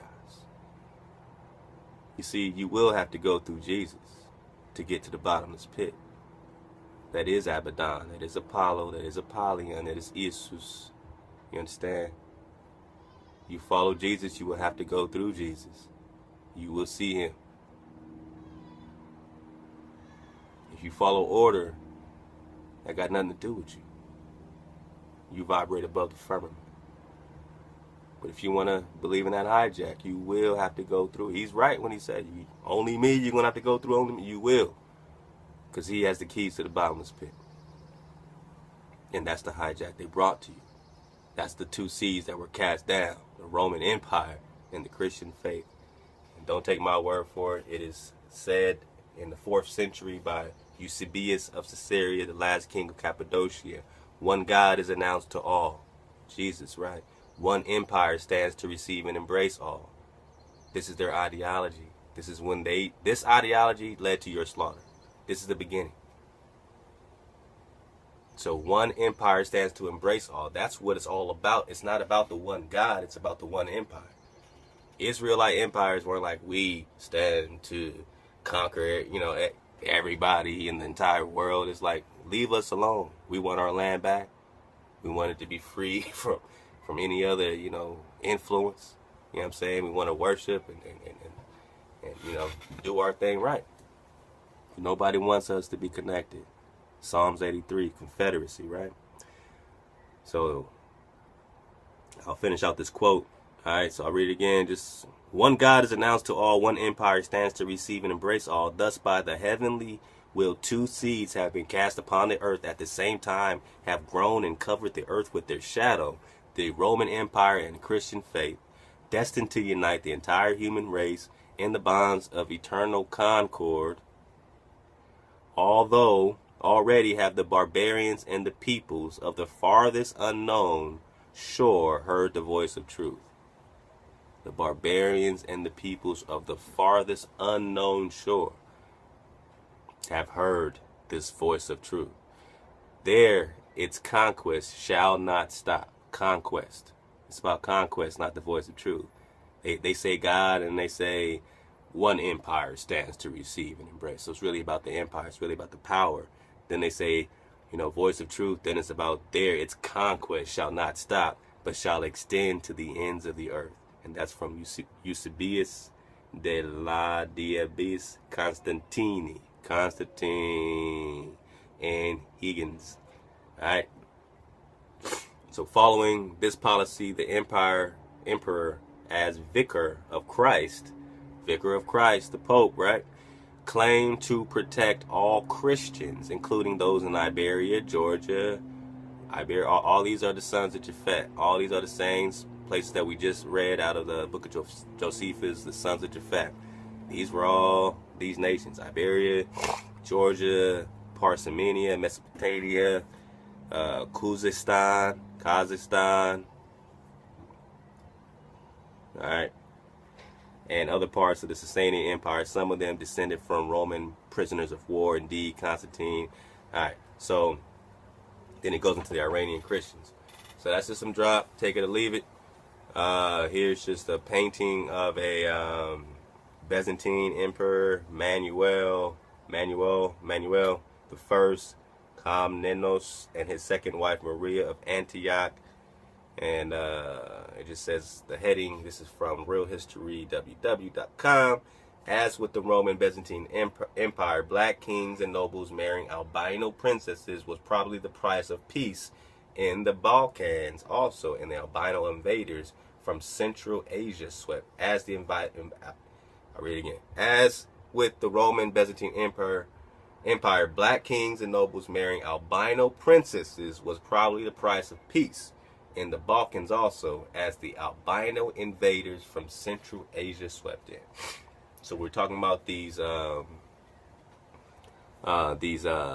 treaties that they're doing, Persia, the Roman Empire, all this kind of stuff like that. But this is a painting of a Roman Byzantine emperor. So this is your Turkey, all right. This is your Mazaca, all right. This is in, and his second wife. So she's supposed to be the albino, right? So these are the alliances that were being formed at this time.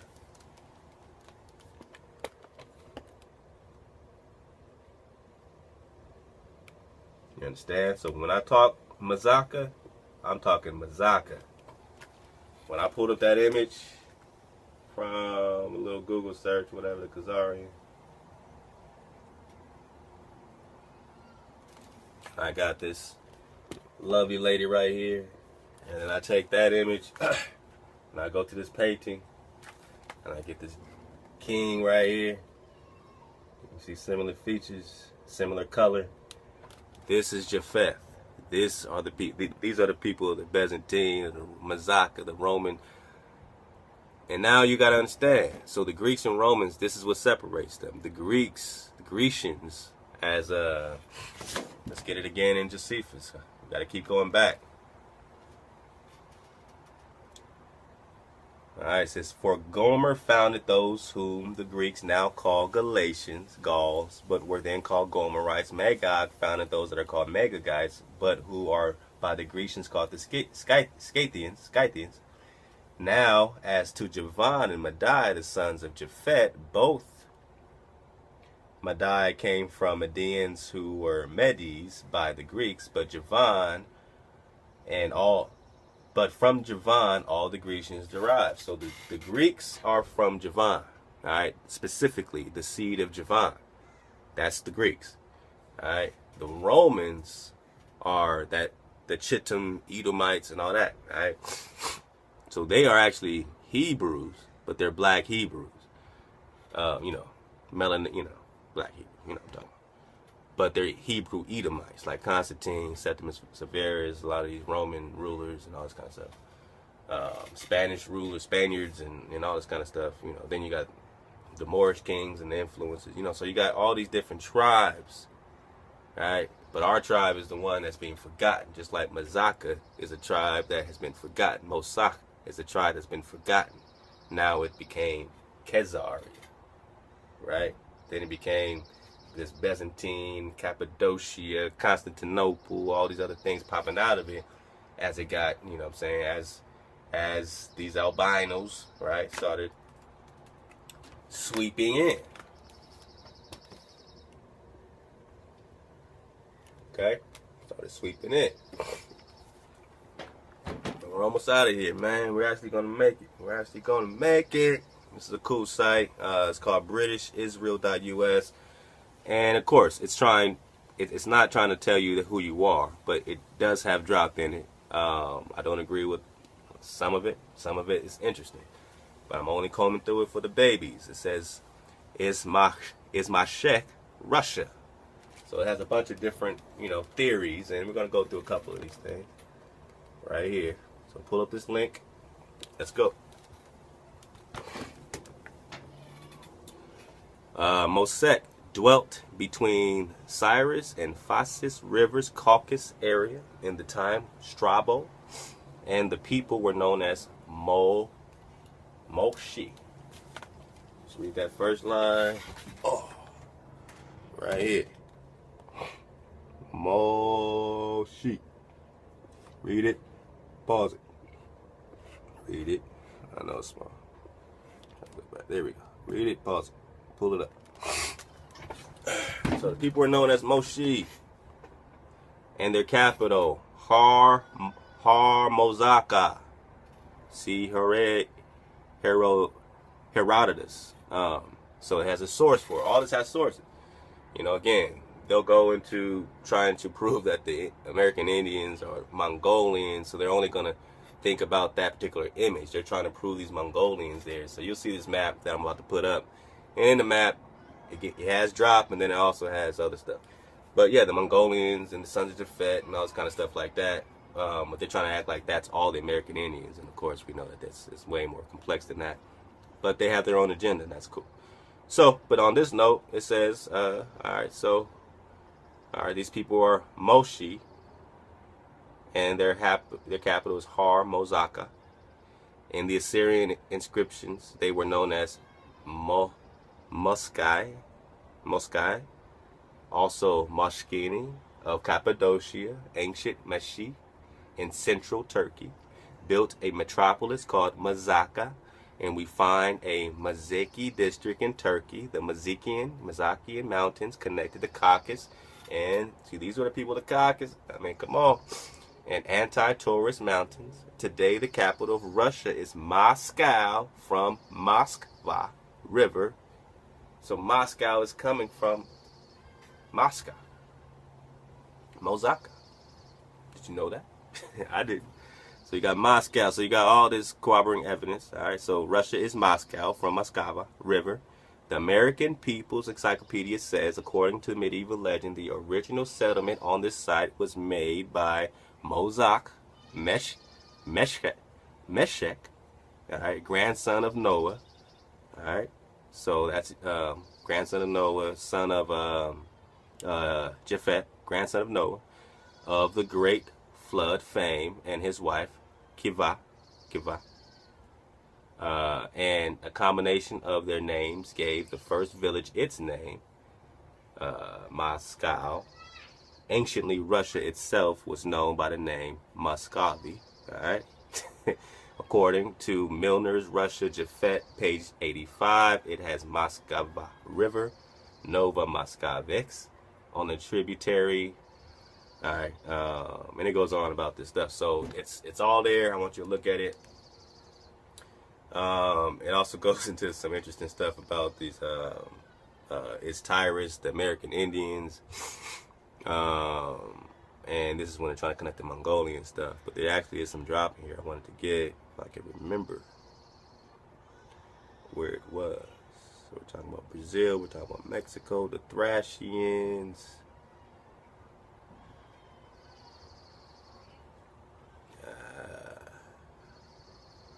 I'll probably find it interesting. Noah Creek Indians, Creek. Oh, they're trying to do that. Man, I knew it was something else I want to bring out of here. I think it's this. Let's skip down to the bottom of it. I'm at the bottom paragraph on this page, but read the whole thing. You'll get some drop out of it. You know, even though they're trying to do the Mongolian hijack. Alright, it says Brasilia was recognized as the capital of Atlantis. That's what I wanted. Thank you, man. The source is Ptolemy, some writings of Ptolemy 5 and 2. It says, Brasilia was recognized as the capital of Atlantis by Ptolemy Diodorus of Sicily and others. This became the South American country of Brazil. I'll say it again. Brasilia was recognized as the capital of Atlantis. I'm not bringing this stuff up. It's popping up. I'm not bringing up Thoth. It keeps popping up in so many records. You got to understand, you're living in Atlantis. You're living in Egypt. Egypt is Atlantis. It was sunk. Then it was set up in Kemet in the 18th dynasty. This is coming from not only the Emerald Tablets, but so many sources now corroborating this being Atlantis. But check this out. This became the Southern American country of Brazil. The Tuscarora Indians of the U.S. Atlantic coast area are from the Etruscan province of Tuscany. All right. I don't know, but that's, I can't corroborate they're coming from Tuscany, but that's what they're putting together. It says the Aztec or Huastec, so we're talking about the Aztecs. Indians may be from Aztacus, Strabo. The nation of Peru may have taken its name from the Greek province Epirus, or the Etruscan city-state of Perugia, another branch of Tyrus. So they're trying to connect these names, and knowing, that the Afro-Asiatic, influence and all this kind of stuff, these things do tie together when you're talking about melanated people. Of course, not only Japhet was in Europe, you know what I'm saying, and not only those that we're calling Hebrews or Hebrew, or all that kind of stuff is coming just in Americas. We're all, but our order, when we were migrating back, these Aztecs, these same Mayas kept saying we're coming back home. They already knew the land contract. They already have it. They already know what time it is. You know what I'm saying? And I want to get into some more about the land contracts and Abraham and Mount Nebo at another time, because I do have some exciting drop on that. Now,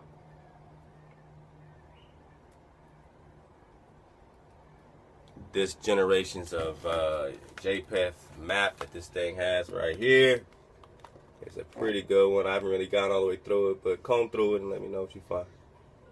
Let me know. Got about 5 or so minutes left. All right.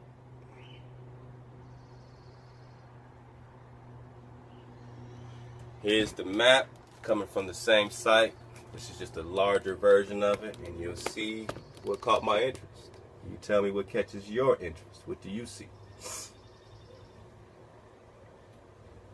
What you see in America?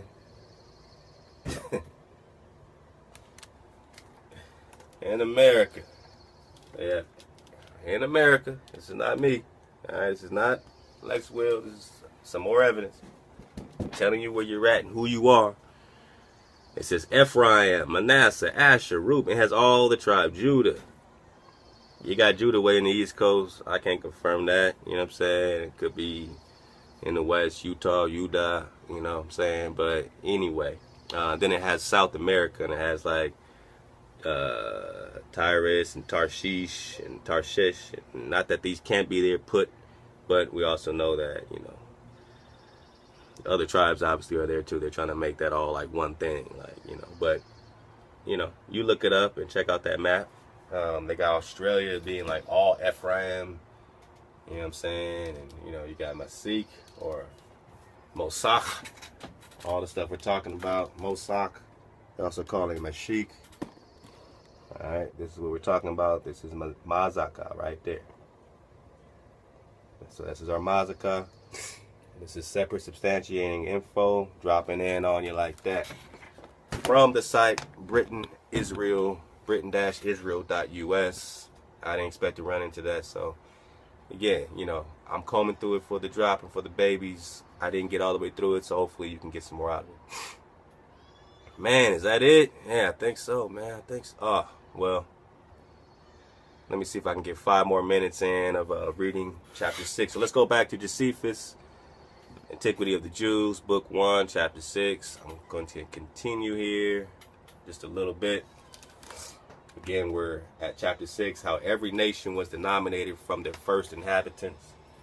All right, so pull up that. Let's scroll down to paragraph 2.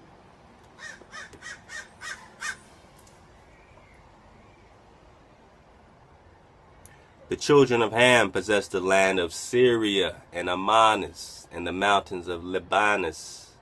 All right, Lebanos, seizing upon all that was on its seacoast. So when Lex is kicking with the Africa and the 2 F's, and how that's just could be trickery with the English language, how when you see the F's a certain way, they're actually S's. When you turn those F's into an S, you get Syrica or Syria, you know what I'm saying, or Syria. And now you have this, Josephus, chapter, paragraph 2, book 1, chapter 6. The children of Ham possessed the land of Syria.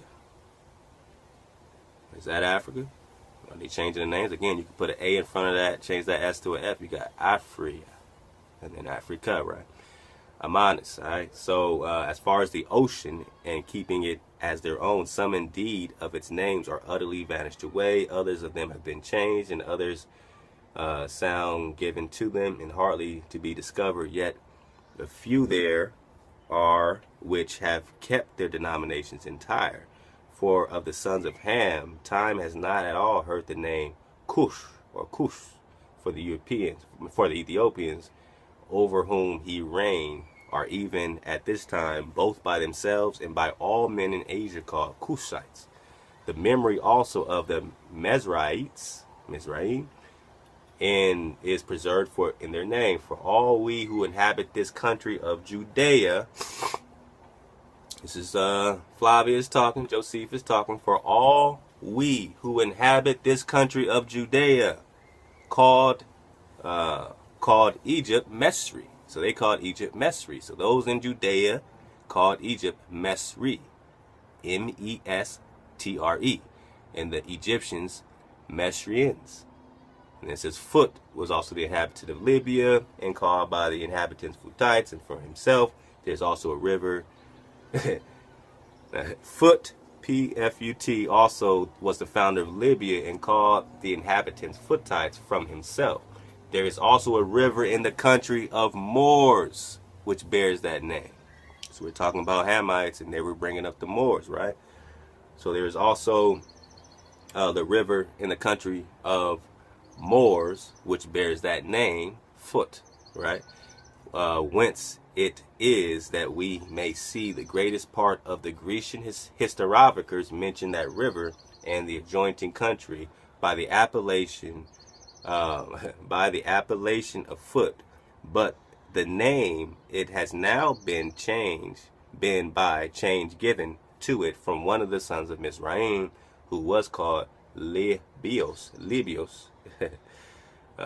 We will inform you presently what has been the occasion why it has been called Africa also. Called Africa also. So obviously that's not its name, but it was called Africa also. This is in the book of Josephus. This is after the names have been changed. So the change has been from Mizraim, who was also called Libios, but presently the occasion that Africa was called that this place was called Africa in the present sense. Canaan, the fourth son of Ham, inhabited the country now called Judea. Canaan, the fourth son of Ham, inhabited the country now called Judea. Remember, Canaan was called Canaan because he wouldn't leave. So the land was called Canaan. Just because you in the land called Canaan don't mean you're in Canaan. They just wouldn't leave Judea.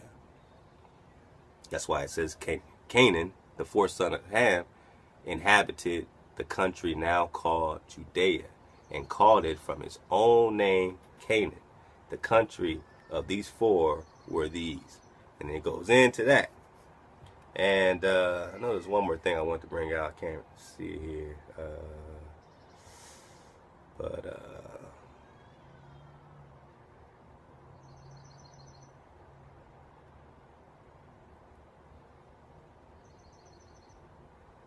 See if I can do a quick food on it.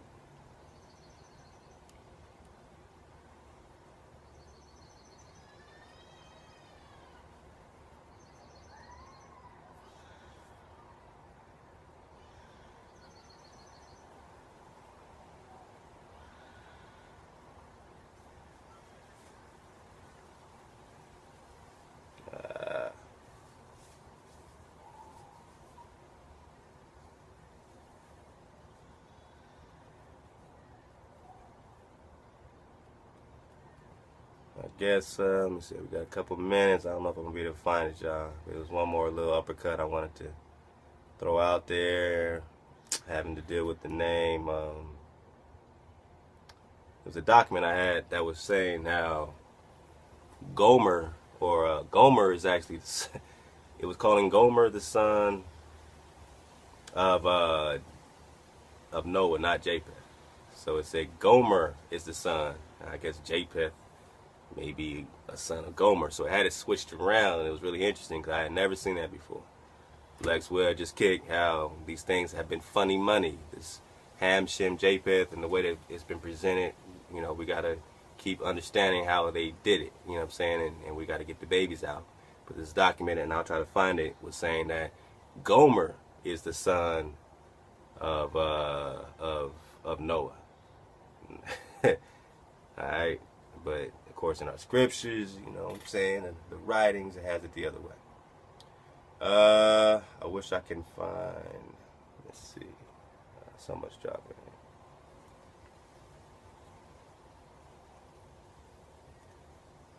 I don't want to keep y'all just hanging in there, man. Y'all hung in there long enough. But if I find it, you know, just like I'm finding all this stuff, it says one of the Mithridates royal residences now receive the Greek name Diospolis, city of Zeus. Pompeii also confiscated, most precious treasures, all this stuff. So, you know, of course, we got all the stuff named City of Zeus. That was the hijack when they came over Christianity. They were still worshiping Zeus, so then they called him Jesus, but it was really Iesus, which was still the worship of Zeus. So this Zeus worship, you know, became the evangelical, you know what I'm saying, situation. They just got you worshiping Zeus. These people have always worshipped Zeus. City of Zeus, city of Zeus, city of this, city of that, Apollo, Zeus. They never stopped. They just remixed it, put it in a different package, called it Christianity, did the syncretism, tied it with biblical, you know, truth, tied it with the actual, you know what I'm saying, you know, real legend, you know what I'm saying, real foundational legend, but they mix it in with a lot of, you know, that new hijack. Just like the Cappadocia, just like the Khazar, just like Caesarea, you know, which used to be Mazaca. They forgot the Mosoch, and that is a very important hijack that happened at the exact same time. So I think that's it, man. I think we good there. You know, if I find any more drop, the one I'm looking for, you know how that goes. Let's check this out right quick. I think we got time. This is Shem. So it's breaking down, the third son of Shem had 5 sons who inhabited the land that became Euphrates and reached to the Indian Ocean. For Elam left the Elamites, ancestors of the Persians. Asher lived in the city Nineveh and named his subjects Assyrians. Asher named his subjects Assyrians, who became the most fortunate nation beyond others. Arphaxad named the Arphaxadites, who are now called the Chaldeans. So those are Arphaxadites, those are the Chaldeans. That's the Chaldean sciences that went into Egypt are from these Arphaxadites. Aram had the Aramites, which the Greeks called Syrians, and Lod founded the Lodites, which are now called Lydians. Of the 4 sons of Aram, Uz, so let's skip a little bit. Then he got Salah was the son of Arphaxad, and his son was Heber, Heber, from whom they originally called the Jews Hebrews. So Josephus right here is connecting Heber, Heber, the son of Arphaxad. The son of Arphaxad is Heber. We hear Eber. He's calling it Heber with an H. And from who the original, they called the Jews Hebrews. Heber begot Joktan and Phaleg, or Phaleg. He was then called Phaleg because he was born at the dispersion of the nations to several countries. So it wasn't just a time of the land dispersing, but the people dispersing. For Phaleg, among the Hebrews, signified division. Now Joktan, one of the sons of Heber, had his sons, and then it goes into all his sons, right? And then it says, now I would treat of the Hebrews, the sons of Phaleg, whose father was Heber, was Rageu, whose son was Seru. So it goes into these sons. Now I'm going to go all the way down to the bottom. Now Terah, hating Chaldea, on account of the mourning of Haram, the mourning for Haram, They all removed to Haran of Mesopotamia, where Terah died and was buried when he had lived to be 205 years old, for the life of man was already by degrees diminished and became shorter than before. So the lifespan had become shorter. Till the birth of Moses. Now it says ante, I believe, or BC 1611. So it's having the birth of Moses at 1611 BC. You look it up. After whom the term of human life was 120 years. God determining it to the length that Moses happened to live. So he determined 120 because Moses lived 120. Now Nahor had 8 sons, and it lists all his sons. All right, and it says these were all their sons. All right, so I'll try to find the other drop. It goes on to talk about how Abraham was the forefather that went out to the land of Chaldeans and lived in the land they call Canaan, but now it's Judea, which we are saying happened right here in America. So you got your joints. Get more on this drop. Keep checking out Lex Will's drop. We're going to keep building, man. We're going to keep building no matter how many, you know what I'm saying, books we got to read to try to get this together, man. But, you know, thank y'all for vibing, you know, in this very short 2-part series. And, you know, keep dropping it, man. Keep dropping them links. Keep, you know what I'm saying, subscribing to that Drop VIP. Get that free tune-up, you know what I'm saying, and start tuning that frequency up because it's very important right now, you know what I'm saying. So, you know, we offer that free service, you know, 5 of your favorite songs every month, you know, just to kind of get your thing going. Click on that GoFundMe, man, and these are some of the legworks we're trying to start to work on, but just keep being patient with us, and, you know, get at me anytime, music at 432thedrop.com. If you got to shoot me, you know, some type of private email that's separate from social media, definitely check me out, you know, check us out as we continue to keep driving and thriving and surviving at 432thedrop.com and all this kind of stuff, man. Check out Let Us Find the Truth, everybody's platform. Love to all y'all. I'm throwing my thing out the balcony. I'm so tired. I got no sleep, but I had to get this drop out. Love y'all. Stay up, suit up, choose up. And we got more coming, man. We got more coming. I'm excited to see what y'all pull from this because it's a lot of information, a lot of stuff I haven't gotten to yet. So I look forward to it. It keeps me going. It keeps me inspired to drop again. Love y'all. Drop or die. We are going to get to a little drop, continuing in part 2. Before that, I want to get back in this book, man, American Holocaust. Stattered. Check it out. Interesting book. A lot of drop in there, man. You know what I'm saying? A lot of babies in this bathwater, man. So I'm going to go right into it on page 52. And I'm going to put it on the screen first, so hopefully you can pause it and read it yourself. I'm just going to keep rocking.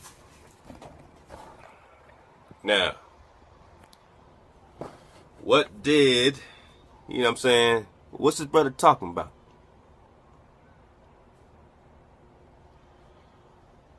How do we treat these people when they got here? What happened? What happened to us, right? Everyone keeps asking, what happened? So before we get back into the Mazaca, you know what I'm saying, the Mosoch, you know what I'm saying, Mosoch, all that stuff with the sons of Japheth. I just want to hit this up right quick with some historical reference. So they're calling this person Wingina, the local chief. All right, so this is a quote from Edmund S. Morgan in 1580 with regard to this local chief. So the local chief, Wingina, welcomed the visitors, and the Indians gave freely of their supplies to the English. So you hear this over and over again. How welcoming, you know what I'm saying, the customs were to these English or British or Spaniards and all this kind of stuff. You know what I'm saying? You know, the Aztecs took them on a world tour. Cortez and him. He took Cortez on a world tour. We got it already out this book in chapter 1. So the visitors, the Indians, gave freely of their supplies to the English, who had lost most of their own when the Tiger, their ship, grounded. By the time the colonists were settled, it was too late to plant corn, and they seemed to have been hopeless when it came to living off the land. They did not know the herbs and roots and berries of the country. They could not or would not catch fish in any quantity. So these people couldn't catch fish. They couldn't plant because they did not know how to make weirs. Weirs, W-E-I-R-S, I'm assuming has to do with, you know, the fishing rods or the hooks or something, but they couldn't make them. And when the Indians showed them, so the Indians showed them, they taught the men how to fish. They said, survive. Go ahead and survive now. Constantly they were given life by these people. When the Indians showed them, they were slow learners. They were unable to repair those that the Indians made for them, nor did they show any disposition for agriculture. So it wasn't just the herbs of this country, it was agriculture in general. Again, we kept saying these people didn't know how to farm. What people show up as a people and know nothing about agriculture? They can't fish. Like, where are you coming from where none of y'all know how to farm at all? None of y'all have an inkling about agriculture or fishing. I want my name back. They start taking your children. And protection of tribal children from covert adoption and placement outside the indigenous community. Wow. Custody and protection of tribal children, securing justice and remedies in many areas of their existence, including land claims. Custody and protection of tribal children from covert adoption and placement outside. So, what is the biggest thing that they want? Your land. What is the next biggest thing they want? You out of the way. What is the biggest thing that they use against you? Their claim to have the right to snatch your fucking kids from you. Wow. Outside the indigenous community. Last week, NAACP registered 16 delegates, all of whom stood on this floor, awaiting an opportunity to demand justice. And the ears of justice ignored their presence. So today, I, Tushka, standing there, Sheila, speak in their stead. In 2000. So you hear that? He said a week ago, 16 of his people came to try to be heard. And those UN delegates ignored them. They just let them stay there the whole fucking time. So he brought Indians. He brought non-Afro Indians. You see the people sitting next to him? If in the farther back in the screen, you see the Asiatic or Mongolian type Indians that are there. He brought those Indians with him, and then the UN listened to him. 16 Afro people came the week before. They fucking ignored them all. So he had to reach out to other Indian groups to be able to be heard. You see what's going on? We were not allowed to make a statement. So this year we brought NAACP members from 12 different historical tribes. Now, see, 12 different historical tribes. That means recognized. That means federally recognized tribes. So they brought members from 12 tribes. So they brought at least 12 members from other tribes so that they could be heard. Now, this is what? Why don't you go to this? Why don't you go to court? Why don't you? In 2015, when we attended our first session, we were not allowed to make a statement. So this year we brought NAACP members from 12 different historical tribes from Northeast America. So when he sees that, he says that, you see her get up, right? Like, shit, this is what he brought us to the UN for.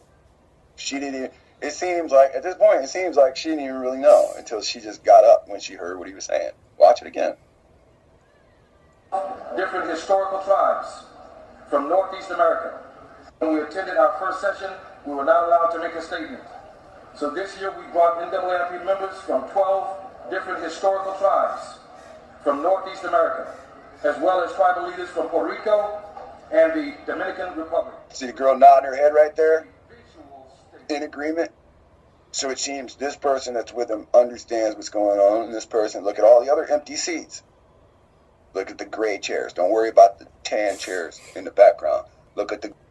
Alright, so y'all can catch that. I just wanted to let it rock. By recognized and unrecognized Aborigine and Native Americans, along with signatories foreign and domestic. I'm thankful for this opportunity I will share. On the topic of Indigenous peoples' agenda addressing the first 6 steps, as I'm calling them, Indigenous peoples must first be recognized by colonizing societies as members of the human family. And the process of recognition must come from the top of societal leadership. Okay, so what this man is doing is he is saying that I'm here on behalf of Aboriginals from the United States, and we are here so that we can be treated like humans. That's all he said. Now watch again. 6 steps, as I'm calling them, Indigenous peoples must first be recognized by colonizing societies as members of the human family. And the process of recognition must come from the top of societal leadership. In the United States, Indigenous people, American Aborigine, are not even allowed the basic right to identity and are labeled as commercial constructs, subjects, property. So the answer to today's topic of steps is the same for the questions which have been asked over by this convening body. The statement is the same. Before we begin to speak about the process or a process to address these steps for Indigenous people, we must, as World Indigenous Aborigine people, along with the United Nations countries, the United States, reform policies of misidentification, apartheid, and violent racism against the Indigenous people of America.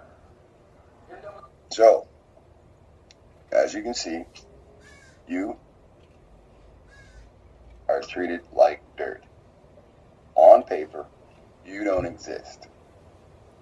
On paper, your titles have been given to other nationalities. Now, if you don't believe me, this guy is the speaker for his group, and he's sitting in front of the UN saying the same thing. Every 2015 accomplishments and intent for 2016 through 2017 shall further embrace and assist individuals who are part of reclaiming their tribal cultural identity, implementing sustainable development platforms. Did you hear that? Reclaiming their identity. Well, okay. You have to now ask, who has claimed their identity? Mm-hmm. While actively assisting members in securing justice and remedies in many areas of their existence, including land claims, custody, and protection of tribal children from covert adoption and placement outside the indigenous community. So you see what happens? When you start shaking that tree, right? Right. To try to get the beehive, they Right. just take your fucking kids. Mm-hmm. Listen to what he said. I'm not making anything up. When you start saying, You can't handle the truth. have no idea who built the mounds. Now, how could these Indians be here before Columbus and not know who built the mounds? See, the problem is these Indians that you say have been here forever, they have the same non-existent knowledge of this place prior to the Columbus that the Europeans have. Isn't that interesting how when you say to people that have been here for fucking ever, where did these mounds come from? They go, me knoweth not where mound come from. So somebody just came down and shit a bunch of dirt in the shape of a pyramid. And these guys that have been here forever, they know the creation story, they know this, they know that, about right where they're supposed to be at. Me don't know how mound get here. This is what the fuck you telling me. Indians with rodeo, these traveling Indians, they're fascinated by mystery. Mystery means unknown. Me no know how bound get here. Oh, okay. Well, you don't know how to lift dirt? Well, I'll show you the Indians that do know how to lift dirt. All right. So when you type in Newark Indians, you get the Decalogue stone. Decalogue.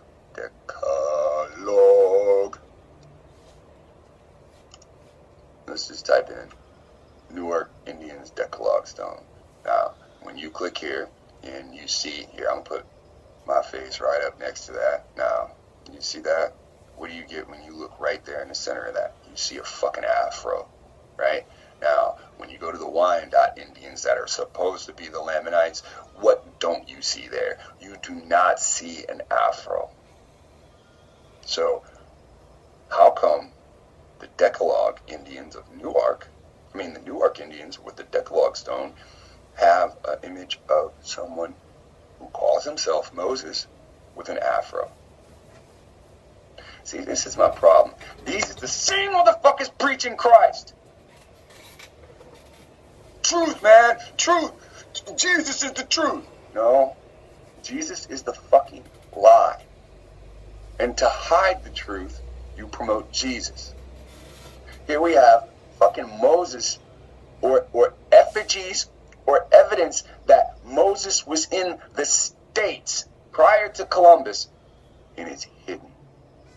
It's hidden, and it's hidden so well, a fucking gold palace called the Mormon Church is built off this fucking knowledge.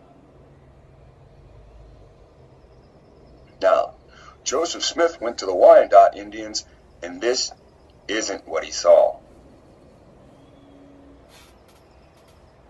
Joseph Smith went to the Cattaraugus Indians, and this isn't what he saw. Now, Joseph Smith went to the Wyandotte. Joseph Smith went to the Fox. Joseph Smith went to what? The Cattaraugus. Joseph Smith went to the Indians of Missouri. And what did he see? He saw niggas. He saw brown skin and Afro-Asian people. Now, if I fucking control DNA, and I'm evil, and I know all these people are related, yet I know I'm supposed to put them in the place to be the Hebrew people we're all looking for, it's easy. All I do is say they're connected to their brothers, and then prove the connection to their brothers. They're related to Asian. They're related to the Mongolians, right? But the Hebrews aren't said to be related to those people. They're said to be related to the Egyptian through marriage. They're said to be related to Edom through blood. Why aren't these people saying that? We tested the DNA of the Hebrews, and wow, we found the Moabites, we found the Ammonites, we found the Edomites, we found the great Edomites who've been written about forever. These people know Kittim is Italy. These people know Rome sits in the heart of Kittim. They're fucking with you because they own everything that you need. They own your water, they own your food, they own the animals that you get your food from, they own the mountains that the rivers start from when they stream down. They own everything. Any day they fucking want to, they say, lock that motherfucker up. For anything. For cursing, for knocking something down, for dropping trash, for not paying your child support, for having too many bills, for anything. All right, we're gonna continue here. I had to call Ed, man. Ed, let us find the truth. I'm gonna let this rock, man. His webpage. I definitely want you to get this info. Today we're not going to the Alexander Library. I was just flying around. We're going to go to the blog, and under the blog recognition of American. Let us find the truth. This Got video the drop. It's going to show us some stuff, and we'll watch it through YouTube.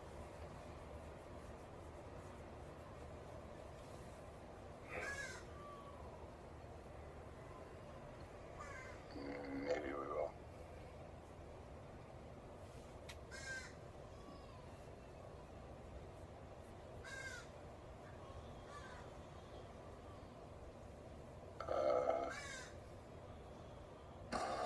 Some girls crack under the pressure. Never mind. We're gonna watch it here. Participating in the 2016-15 session of the Permanent Forum on Indigenous Issues. I am Enoch Sheila, Director General for the National Association for the Advancement of Indigenous People. Pay attention. Located in Northeast Indian Country, America. NAAFP is the United Nations registered IPO and was established